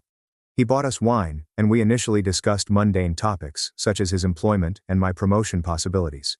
Then he became quiet and stared at me intently. "We should probably talk about what this is," the man added. I nodded and waited. He told me he'd been watching Victor mistreat me for years and didn't know what to say without going too far. He admitted that seeing me pay for everything while Victor sat around made him angry, but it wasn't his place to intervene. We agreed to take it gradually and not label anything yet. The next morning, I received 3 Instagram messages from women I did not know. They'd all matched with Victor through dating apps and wanted to share their stories. The first one claimed he arrived 40 minutes late for their coffee date and spent the entire time chatting about his ex, who was threatened by his success with women. The second stated that he attempted to get her to pay for supper because his card was denied. The third one submitted screenshots of him begging for money after just one date. All 3 stated that he couldn't stop raving about how horrible and controlling his ex was. I thanked them for reaching out and kept all of their notes. That weekend, I planned to start transferring my precious belongings out of the flat while Victor was at his new weekend job, which his uncle had arranged for him. Amelia came over with boxes, and we began packing up anything I could show I had purchased. My laptop, jewelry, the pricey coffee maker, all of the culinary supplies I had purchased, and even the nice bedding and towels. Amelia waited at the window in case Victor returned home early. We loaded everything into her car and drove it to the storage unit I had hired. The entire process took 3 hours, and we made 4 journeys. Monday morning, I called our landlord, Liam Grant, to talk about the lease situation. He agreed to meet me in a coffee shop near his office. I brought copies of all of my rent payments, which showed that I had been covering the majority of it for years. Liam looked over everything and shook his head. He informed me that Victor was already 3 months overdue on his portion, which I had been covering without realizing. Liam agreed to remove Victor's name from the lease renewal in 3 months if the late payments continued. He also stated that he had received complaints about loud music and partying from Victor's unit while I had been staying elsewhere. I thanked him and received everything in writing. 2 days later, my bank app alerted me that someone tried to access our joint savings account. I had previously transferred my half to a separate account the week before, leaving only Victor's donations, which totaled approximately $250. My phone started buzzing with angry texts from him accusing me of stealing his money. I reminded him that the remaining amount was merely what he had put in over the previous 6 years. He kept texting claiming I was a thief and that he was going to contact the police. I screenshotted everything and did not respond after that. The next morning, I noticed his aunt had commented on Facebook about women who dig for gold and then play the victim when the relationship fails. Even though she didn't say my name, it was evident that she was referring to me. Within an hour, Maxim had defended me, stating, "Some people work hard, while others mooch off their partners." His mother rushed in to back him. Suddenly, half the family was debating in the comments. I stayed completely out of it and simply watched the drama unfold. My counseling appointment was that afternoon, and we spent the entire session discussing honesty. The therapist pointed out that I had been lying to myself just as much as I had to Victor. She helped me realize that I had convinced myself that his idleness was only transitory and that his lack of contribution will improve. We discussed how being honest with myself meant acknowledging my own worth and refusing to settle for someone who did not regard me. It was difficult to hear, but I knew she was correct about everything. That night, Isabella Dufresne sent me a message with laughing emojis. She'd been out with Victor the previous week, and it was a disaster. He arrived late without his wallet and asked her to cover beverages. Then he spent the entire date talking about his insane ex, who was envious of his achievements. He tried to invite himself back to her apartment and became enraged when she refused. She stated that he mentioned me at least 15 times and continued showing her old images of us to demonstrate how happy he used to be. I thanked her for the warning and included her texts in my growing evidence collection. By Thursday, I had had enough of playing nice. I sat down and wrote Victor a final email with clear demands. Move out within 50 days. Repay the $4,200 he owed in monthly installments. Please stop approaching me personally, or through others. I copied Liam Grant, the landlord, as well as my clinic's legal advisor. This time, I added repercussions such as eviction procedures if he did not leave, and small claims court for the money. I mailed it on Friday morning and waited. His response arrived Monday, but not via email. I was at my desk when Oliver from HR called and said someone was in the lobby requesting to see me. I recognized Victor immediately. Oliver went down to handle things, and I stayed at my desk. Oliver called 20 minutes later to report that security had taken Victor from the building when he began ranting. They issued an official no-contact order and displayed his photograph at all security counters. Oliver explained that HR was treating this as a safety issue and asked if I needed any other assistance. I thanked him and returned to work, knowing I had another layer of protection. 2 days later, Maxim's mother contacted me as I was preparing dinner. Her voice sounded different, quieter. She informed me she'd been talking to other family members about everything that had transpired, and they all corroborated her suspicions about Victor's tendency of blaming everyone else for his issues. She acknowledged she had always knew he was irresponsible, but she hoped he would mature if she gave him enough time and encouragement. I stirred my pasta while she told me about how she'd seen him go through job after job, each with a story about a nasty employer or unfair treatment. She said she should have spotted the warning flags when he moved back home 3 times before meeting me, each time using a different explanation about demanding roommates or landlords. The chat lasted 20 minutes, and toward the conclusion, she was crying, apologizing for not protecting me from him sooner. That same week I began receiving texts from mutual friends who had heard Victor's version of events. 3 different people contacted me, claiming he had been telling everyone that I had been cheating on Maxime for months before we began our relationship. They all agreed, however, that his timing did not make sense because he had posted about our anniversary dinner only weeks prior, saying I had been cheating for months. One acquaintance provided me screenshots of Victor's texts in which he contradicted himself regarding dates and facts. Another Maxim acquaintance corroborated that Maxim was out of town for work at the time Victor said we began our affair. I saved all of the screenshots in a folder named Evidence and continued to capture everything.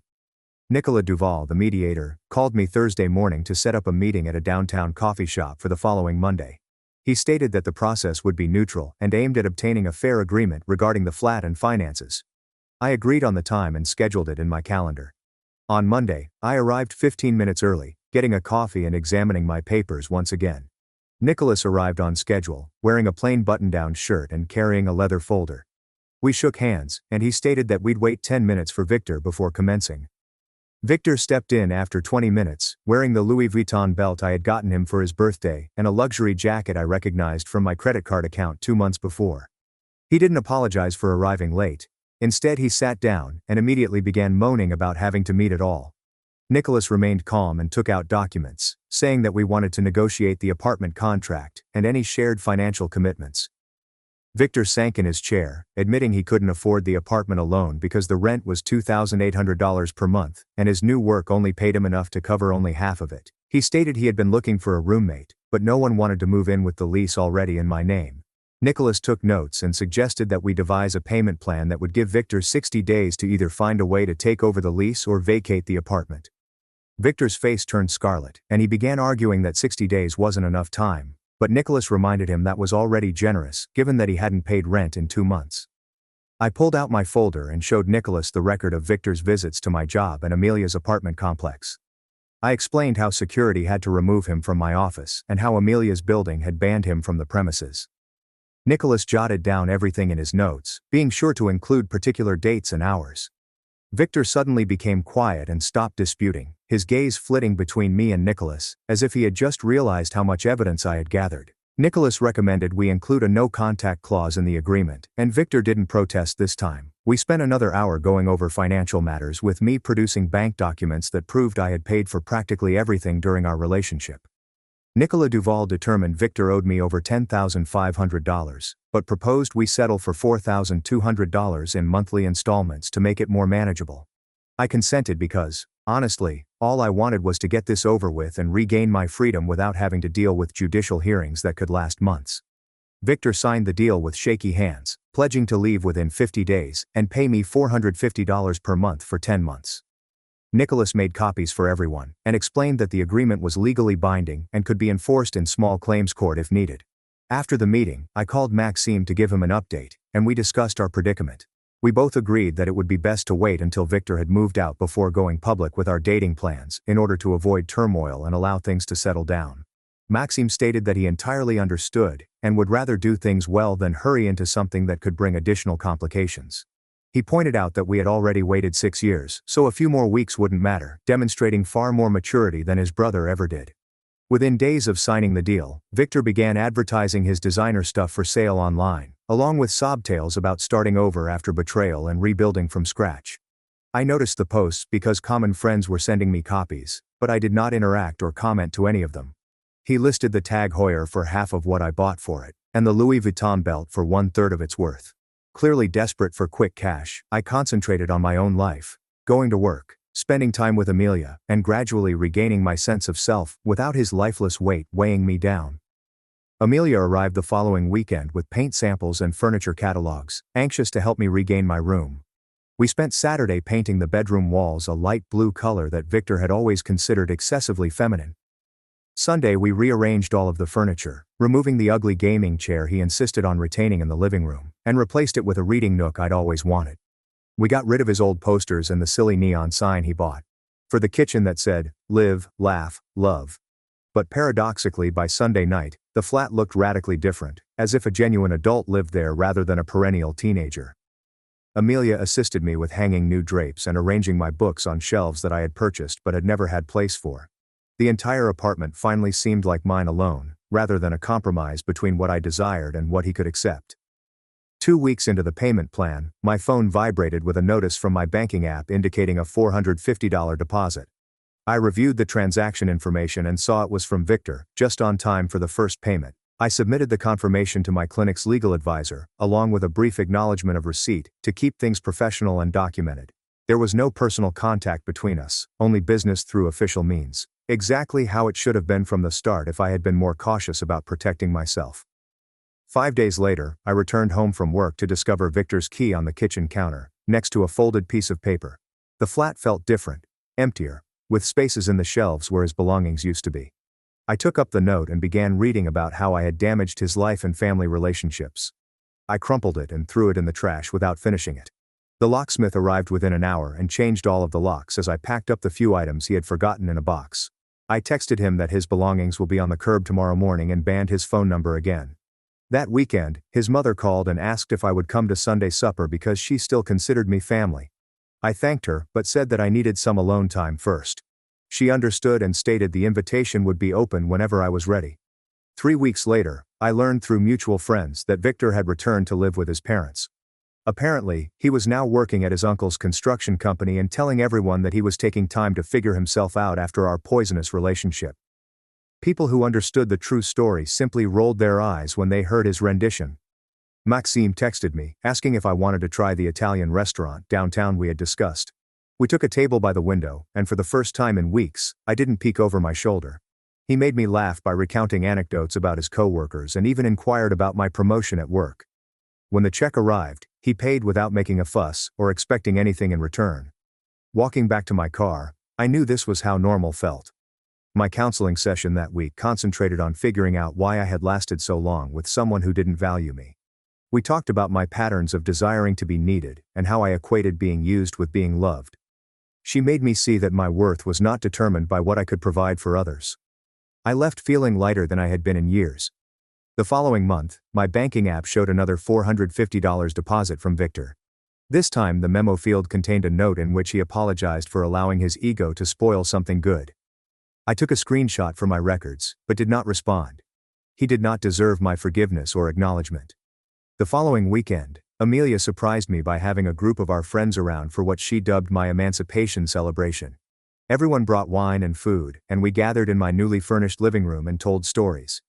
It turned out that most of them had seen the problems, but didn't know how to bring them up without appearing to be undermining my relationship. When I considered purchasing him another pricey gift last Christmas, my work pal acknowledged she wanted to shake me. We laughed and wept together, and I realized I had an incredible support system. Maxime and I had been seeing each other on a regular basis for a month before deciding to make things official. We did not make a huge announcement or post it on social media. We quietly became a couple, with no drama or family meetings. He occasionally brought me coffee after work, and I would cook dinner at his house. It was simple and comfortable in a way that things with Victor never were. We chatted about serious topics, and he remembered specifics from my life. When I noted that my father's birthday was approaching, he suggested we come together.